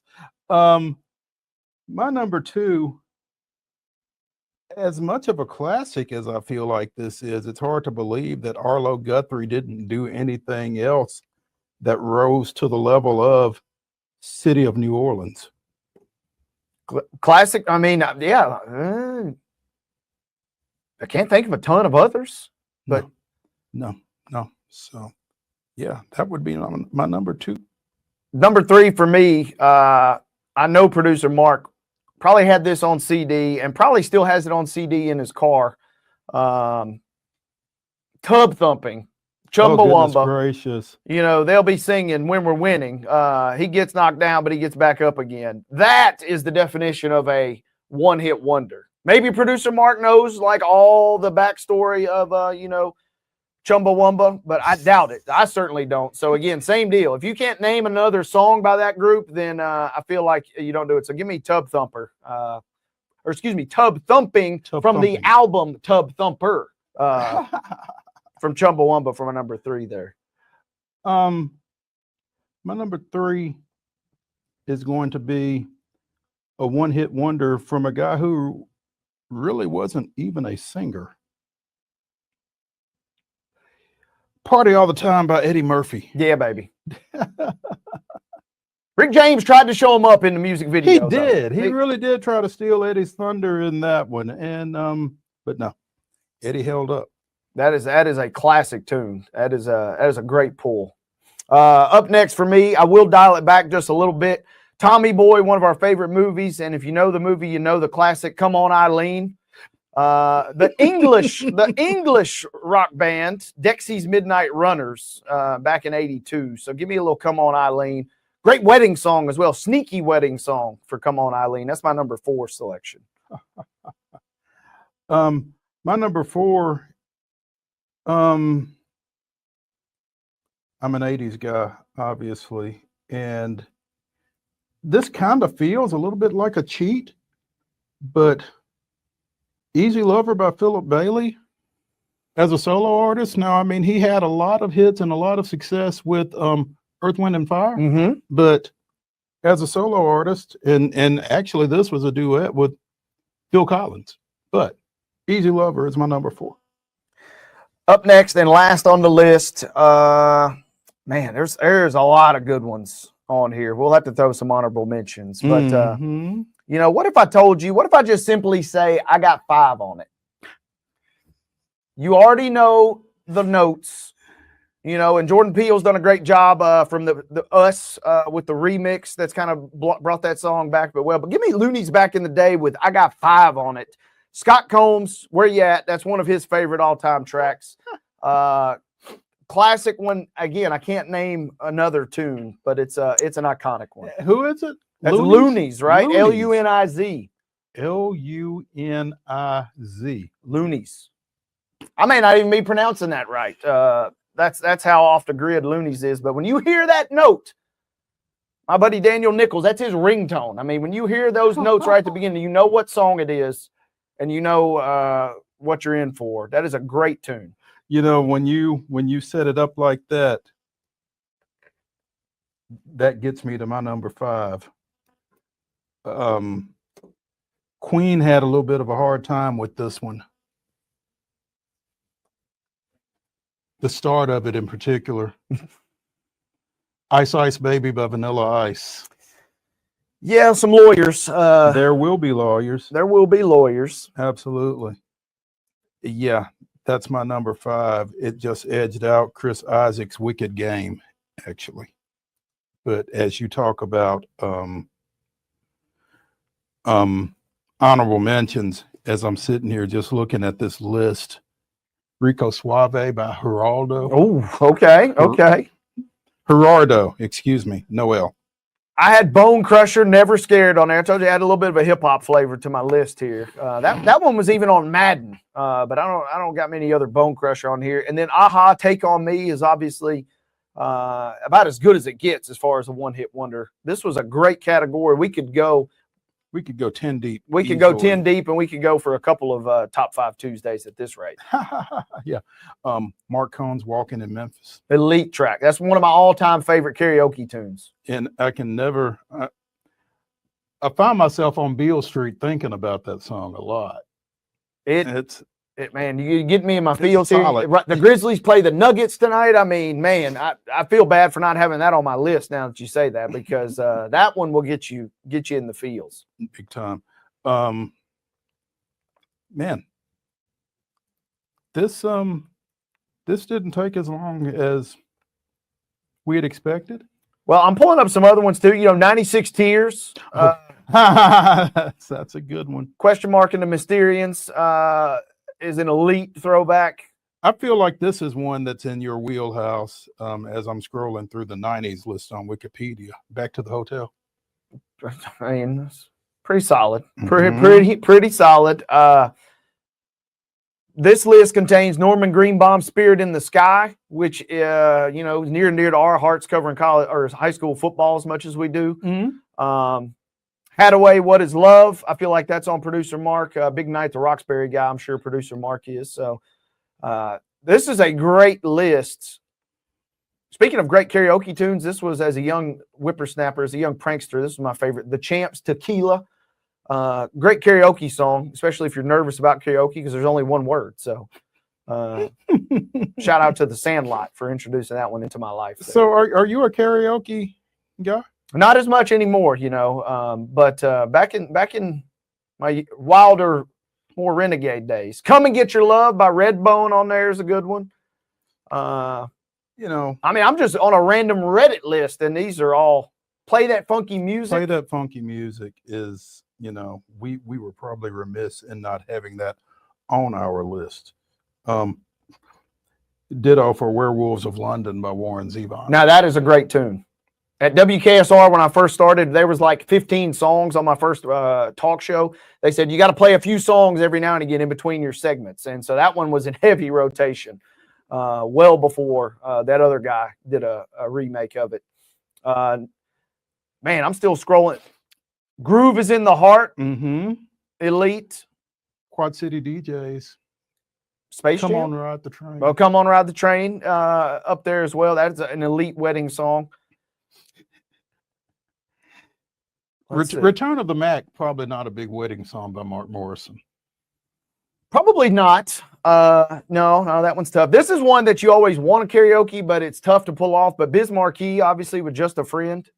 Heineken really makes it over the top in more recent years with their commercials, but tough. And then "Crazy Town," "Butterfly" is a good one too. Come, my lady.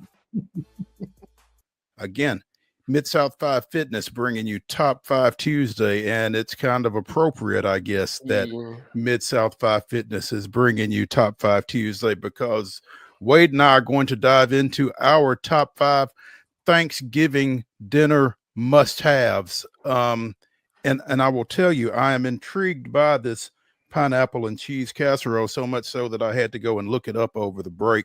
We hope to have time to get back to this, but right now, Wade, the floor is yours. Yeah, I went ahead and texted Mom and asked that she been familiar, and I've got some aunts and uncles. I've got some aunts and uncles that live that we don't get to visit very often. Apparently, that's their claim to fame, so she is aware of it.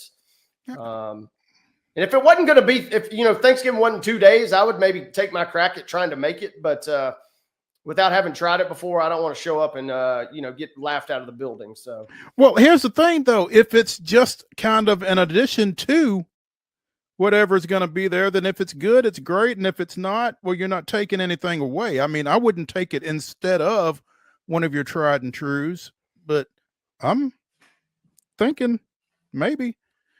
Anyway, yeah, yeah, Chip spawned that on us. Off the rip, let me go number one. Turkey is obviously what everybody thinks of Thanksgiving, but for me, it's the dressing. You give me the good dressing. I don't even need turkey. I don't even really need much else.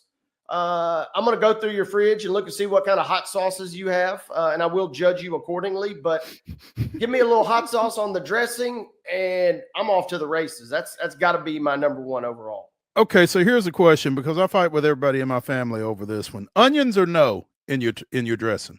I would lean no, but I'm not opposed. I'm an equal opportunity dressing connoisseur in that regard. Okay. But see, not enough to have an opinion one way or the other. It's not going to dissuade me from scooping it up. Yeah, my preference would be no. I will eat it with the onions, but my preference, I don't like onions.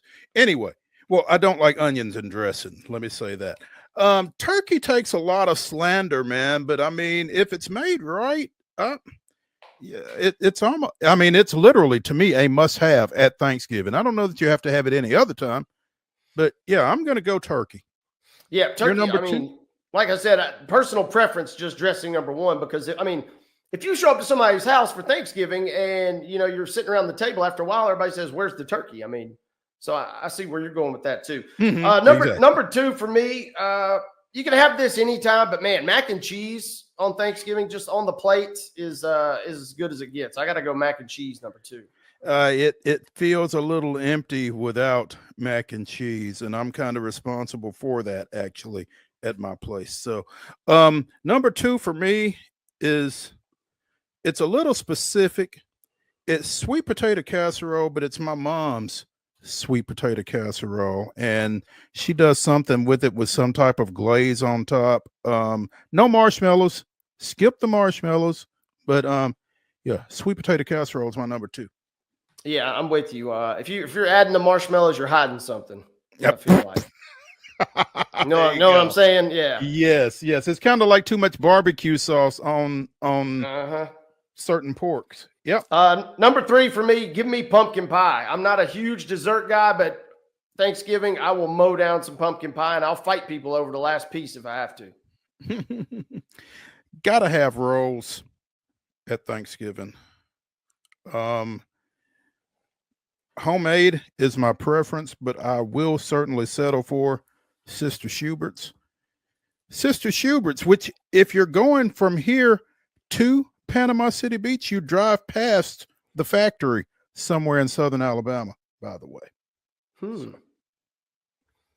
just for what that's worth. I don't know if you can drop in there and grab a couple of pans or what, but you can see the Schubert factory once you get off, I-65 and you start going down the side roads. So have to number four, Wade. Number four for me, this is a Neely tradition, and it's not, I'm gonna whisper this, it's not my favorite, but that's okay. It's not about me on Thanksgiving, but Neely strawberry pretzel salad is kind of the stuff of legend, not just in the family, but in Giles County at large. And it's got to be included. I don't want mom getting mad at me, so I got to give her props. I understand. Number four for me, I don't think we're going to have it this year because nobody wants to pain with it, but deviled eggs, they're not just a summer thing. Give me some deviled eggs.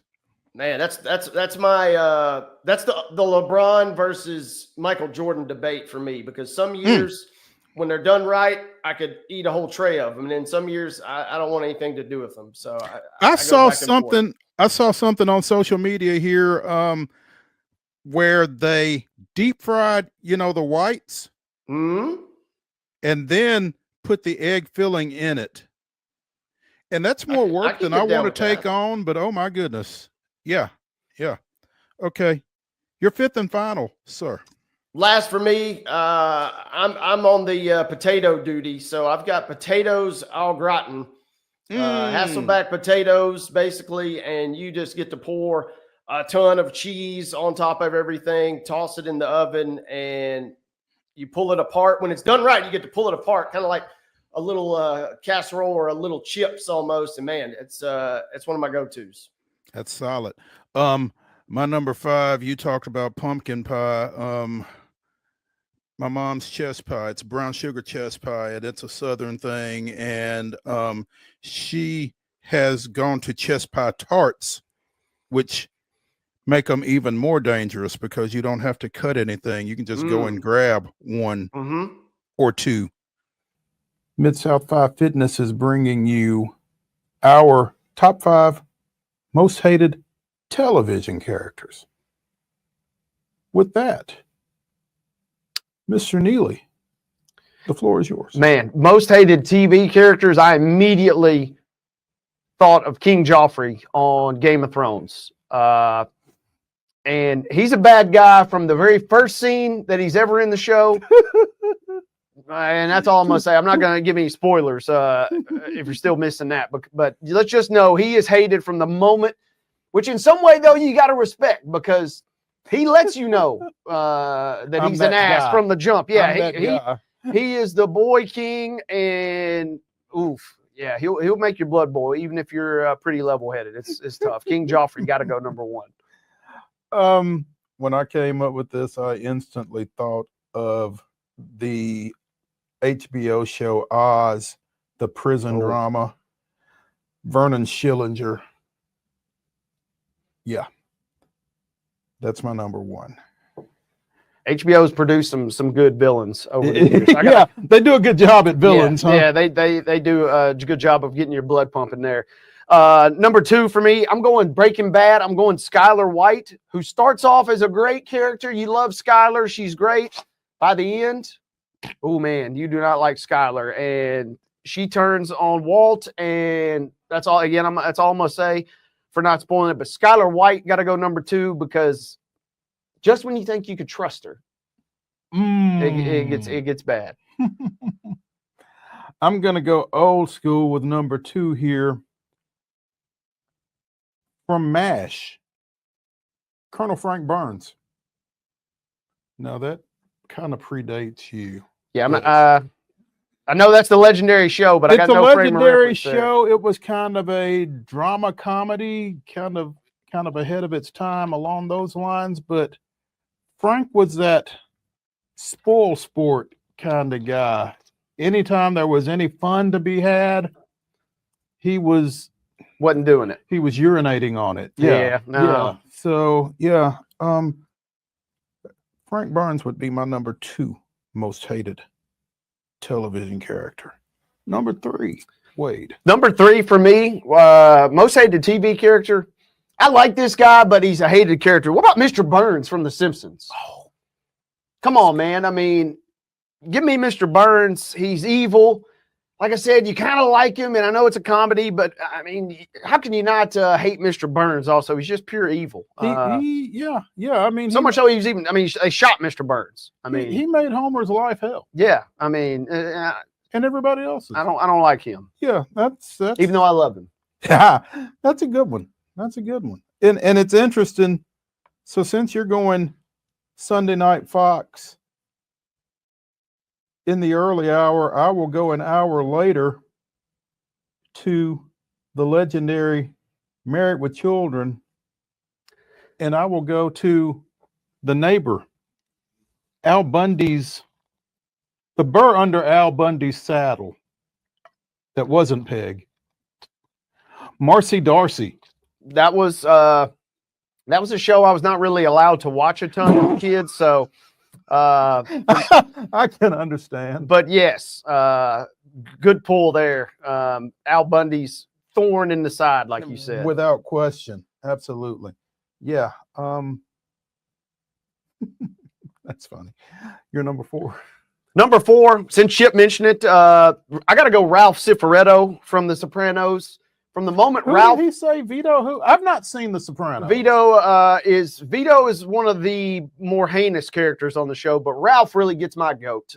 From the moment he shows up, he's just schmarmy, and he thinks he's better than everybody, and he's just got bad vibes. And I can't do Ralph. There's a couple guys on The Sopranos that are very unlikable, downright hateable, but Ralph is my number one for sure. You are definitely a vibes guy.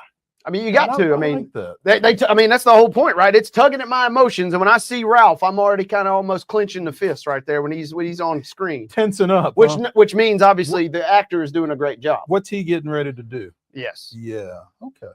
All right. My number four, Friday Night Lights, Buddy Garrity. Oh man. The classic I've got money, so I'm in charge kind of guy. It's a lot of those. A very realistic character. I was going to say, and depending on which small town in Tennessee you go to, every town has a Buddy Garrity. One. I can think of one immediately. I'm going to protect some names. Across southern middle Tennessee, but those folks are out there for sure. Beyond. Yes. So yeah, Buddy Garrity from Friday Night Lights is my number 4 most hated television character. You're number 5. Man, I go back and forth between these two. I flipped a coin. But I'm going Newman from Seinfeld. There was another character. I'll wait and see who you pick. But there was another character that was real close for me. But Newman, I mean, just when he shows up on the screen, I mean, Jerry literally said, Newman. So, I mean, Newman's got to go up there on number 5 for me. Hello, Newman. Yeah. My number 5 was from another binge watch back while we were in lockdown a few years ago. Justified. This woman was your, family matriarch who was just pure evil. Mags Bennett from Justified. If you've not seen it, then clearly you won't get it. But if you have, then you're sitting there nodding your head. Yeah. That's a show I got to go back and check out again. I've only seen a handful of episodes, and it was good. Mm-hmm. Maybe we'll add that to the binge episode too, because I know it's great. I know it's a good show. It is. And Margot Martindale did a great job with that. Soup Nazi was my other pick there, so it was between Newman or Soup Nazi. A couple of Seinfeld. Yeah, had to go with one of those two, and Newman more recurring, so I went with him. But could have gone Soup Nazi as well right there at the end. There you go. Here's one, and this one, an honorable mention that a lot of people have, in years since the show ended, have kind of come around to this way of thinking, and I kind of have to. Florida Evans from Good Times. Because every time something good would happen for the Evans family, they would have some sort of a windfall or something like that. She would find some kind of way to give it back or just kind of, like Frank Burns, kind of spit on it. Fly in the ointment. Yeah, exactly. Yeah. So, today it is our top 5, again, best/most memorable bowl games. And I got, a little bit of both, I guess. There are some games that made an indelible mark.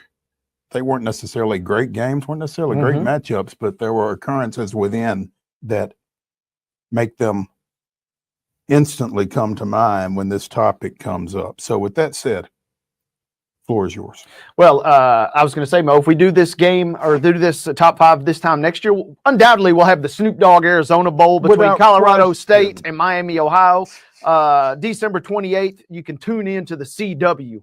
But if you miss it, don't worry. This time next year, undoubtedly that one will be on our list. If not, the Duke's Mayo Bowl always treats some folks right. First for me, I mean, I don't want to be a no duh type guy, but I mean, Oklahoma Boise State in the 2007 Fiesta Bowl has got to be up there. And I didn't even watch this game until probably the start of the fourth quarter. I forget what had going on. It was just prior to being on Twitter too. So it wasn't that. It was just somebody had texted me, I guess, and was like, you have got to watch this. So I tuned in for all the fourth quarter, all the overtime, and Zabransky and the Boise State Broncos pull off the shocker thanks to the Statue of Liberty and the hook and ladder. And what a wild game, 2007 Fiesta Bowl. And if that wasn't good enough, then you got a marriage proposal at the end of the game to go with it. And you covered it all. The Statue of Liberty was clutch. I've forgotten about the hook and lateral, but the Statue of Liberty. And then, like you said, the marriage proposal by the running back. Ian Johnson. Yes. I watched that highlight. Still together. I hope so. Yeah. If so, maybe they'll show them on TV during Boise's Fiesta Bowl this year. Also returning to the scene of the crime. That's a great YouTube watch. Just the fourth quarter and overtime. You can watch it bite-sized in a hurry to go back and revisit. That's got to be my number 1. My number 1 is the 1986 Sugar Bowl.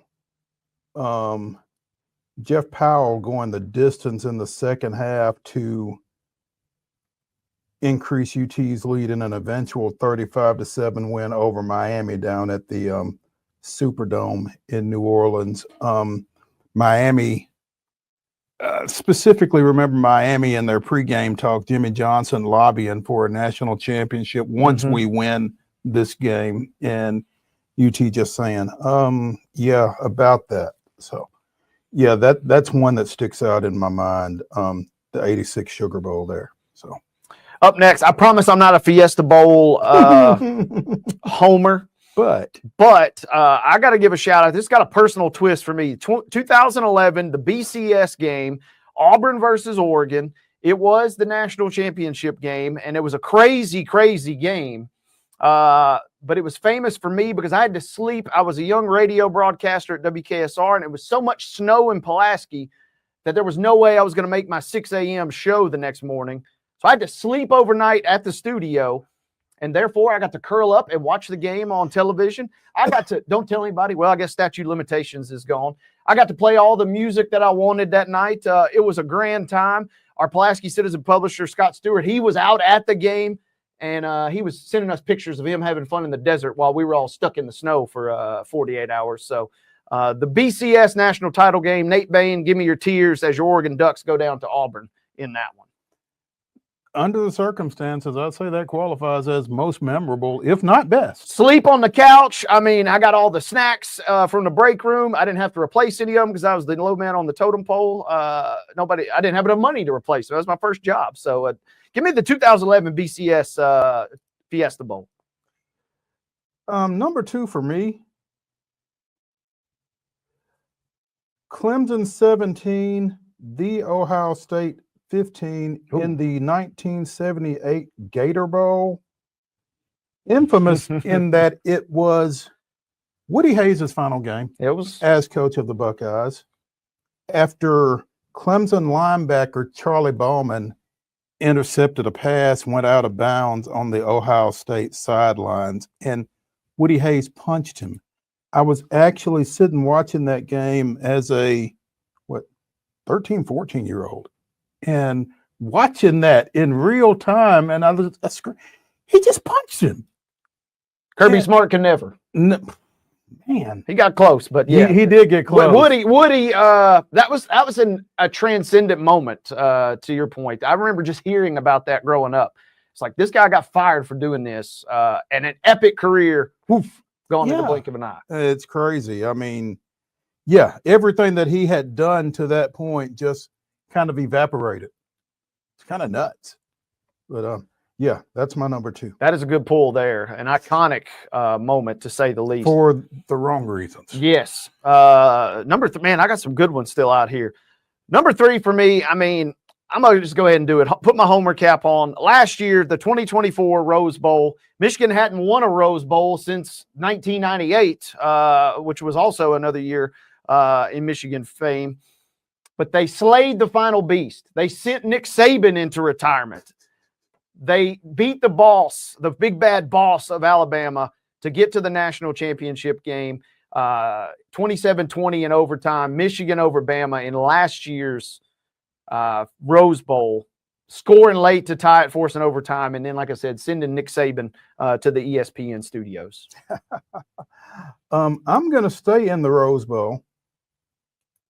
There are those that would tell you this is the greatest college football game ever played.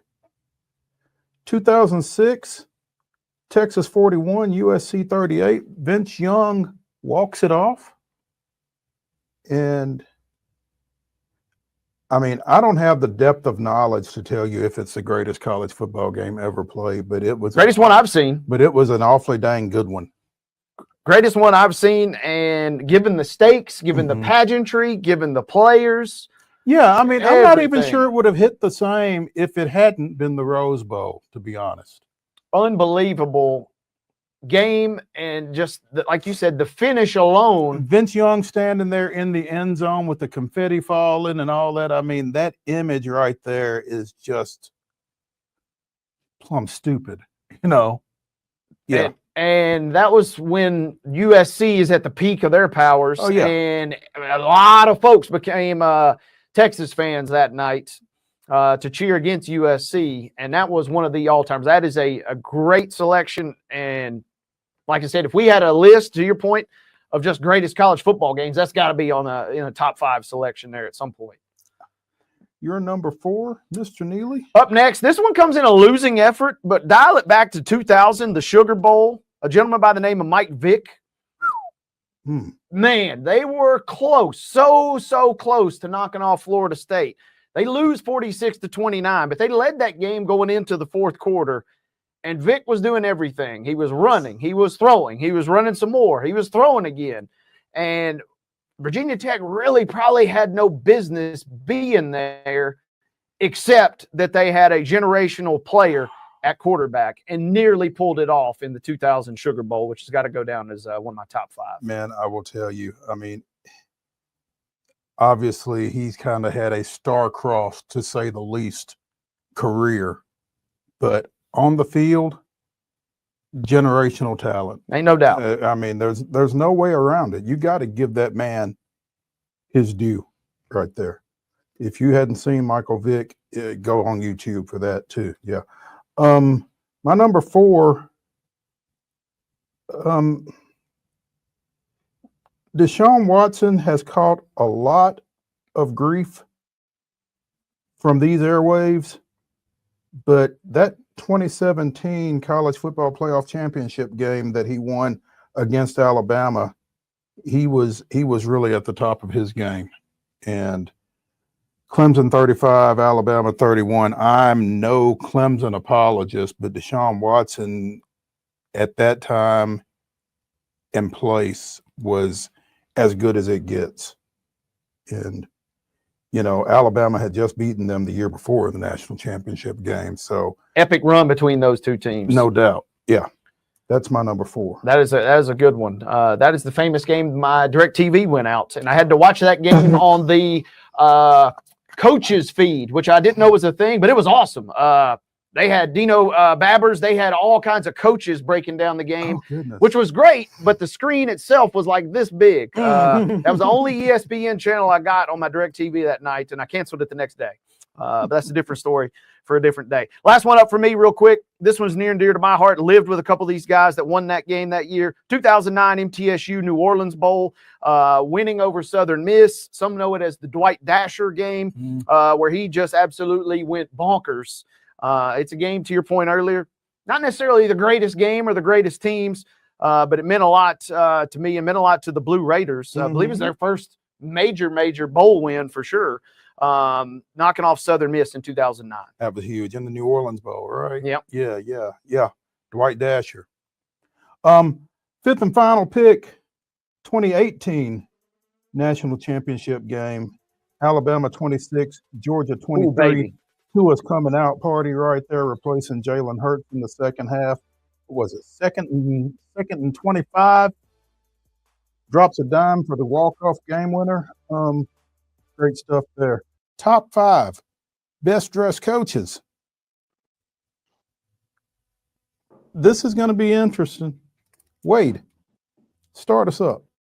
I'm going to start us off with a bang, man. It's one thing if you've already got the best team in your sport and you're kind of that much better than everybody. It's another thing when you just stunt everybody on the court. But I'm going Dawn Staley, number 1, because she pulls off a range of looks that is unmatched. She can be business when she has to. She can be casual when she has to. But Dawn Staley, in addition to being the best, she also dresses the best. And so she kind of lets everybody know that you got to beat me more than one way if you want to get me. Dawn brings it in every aspect. You know, I'm going to go there's a couple of obvious directions I could go to, but I'm going to go in a very, whatever the opposite of obvious is. I loved watching your Houston Astros when Dusty Baker was the manager. I mean, Dusty was a manager, but he dressed like a player with the wristbands and the toothpick and everything else. I mean, Dusty looked like he was ready to go and start in left field or something whenever he was managing. Dusty is certainly my best dressed manager, which, considering they wear uniforms or whatever it is that they wear, sometimes they wear pullovers, that kind of thing. But Dusty is my number one guy. Love Dusty. Great look. You said it. Everything is great. And I love, he was still wearing the latex gloves like 2 years after COVID was pretty much over. Dusty's committed to the cause. So I love his look. That's a good pull there. Number two, man, we just talked about the Titans, but turn it back for me for Bum Phillips. Talk about a look. This dude, top to bottom, whether it's the cowboy hat, whether it's the fur coat. I mean, this dude had a little bit of everything on the sidelines. And spoiler, the Oilers uniforms will get brought out for that final home game here. And man, this is the guy that kind of was the trendsetter for all that. Do you think Callahan's going to wear a cowboy hat? Vrabel did. I have zero faith in Callahan being able to really pull off the I don't think even if he wore it, I don't think he could pull it off. So that might be tough. I love you, Callie, but man, no, that doesn't seem like that's his cup of tea. He'd rather score 50 points somehow on a team with visor than rock a cowboy hat. I think he probably should stay away from that one. I'm going to stay in the NFL and go back to the days when the coaches used to wear shirt and tie, suit and tie. Tom Landry looked like a CEO on the Cowboys sidelines and ran it like that. And that was that right there. That was not a man to be trifled with. The Cowboys would love to have him back right now. Tom Landry is my number 2 pick. That'd be good. Are you a fedora guy? Have we ever, is there photo evidence of you in a fedora at any point? There is not. That is a look that is impossible to pull off for some people, and it really is. I mean, it takes a certain look to be able to do that, and I think Slim probably has something to do with it, which lets me out. Number three, I mentioned soccer a moment ago. Give me Pep Guardiola, one of the most handsome men on the planet already, but he's dressed to the nines. He's married to a fashion designer. Producer Mark pulled. That's a pedestrian look for Pep. That's just how he rolls out of bed. My man is gorgeous from top to bottom. Give me Pep Guardiola, who also wins all the titles, kind of like Dawn Staley. Hey, I tell you what, man, if you are married to a fashion designer, that's not fair. That's over the top is what it is. Yeah. Yeah. Number 3, I'm going to mention a name that's probably going to get me banned from Davidson County, but Jerry Stackhouse. Yep. I mean, you can question his coaching ability if you want to, but you cannot question that man's ability to dress. Was he overcompensating for something, some would say? A lot would say. But that's also a key piece of these equations. That's why I love Dawn and I love Pep. But yeah, Jerry Stackhouse dressed to the nines, but like you said, makes you wonder. There was something lacking. Yeah, number 4. Number 4 for me, State College basketball, Jay Wright. Man, sharply dressed at any given time, smooth as silk, and Jay Wright is on my list for sure. Absolutely. My number 4, and I'm going with this for one reason only, and any picture of him might not really depict it, but I was covering a Vanderbilt Arkansas game at Memorial Gym when Nolan Richardson got ejected, and watching him take that walk of shame in those cowboy boots.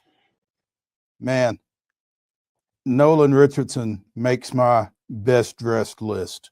So, number 5. Last for me, I started with Dawn Staley. I got to close with Pat Summitt. She pick any number of photos on the internet, and she was kind of the predecessor in many regards. You throw Kim Mulkey out there if you want, but there's no Kim Mulkey dressing up like she is on the sidelines without Pat blazing the trail per usual beforehand. Boom. You went with Pat Summitt. I'm going with Pat Riley from the Showtime Lakers and the Miami Heat and beyond. Mr. GQ himself. Look at that. The coiffed hair, the championship. Oh, baby. Look at that. He's got it all. Without question. That is our top 5 best dressed coaches. That is Top 5 Tuesday here on Main Street Sports Today.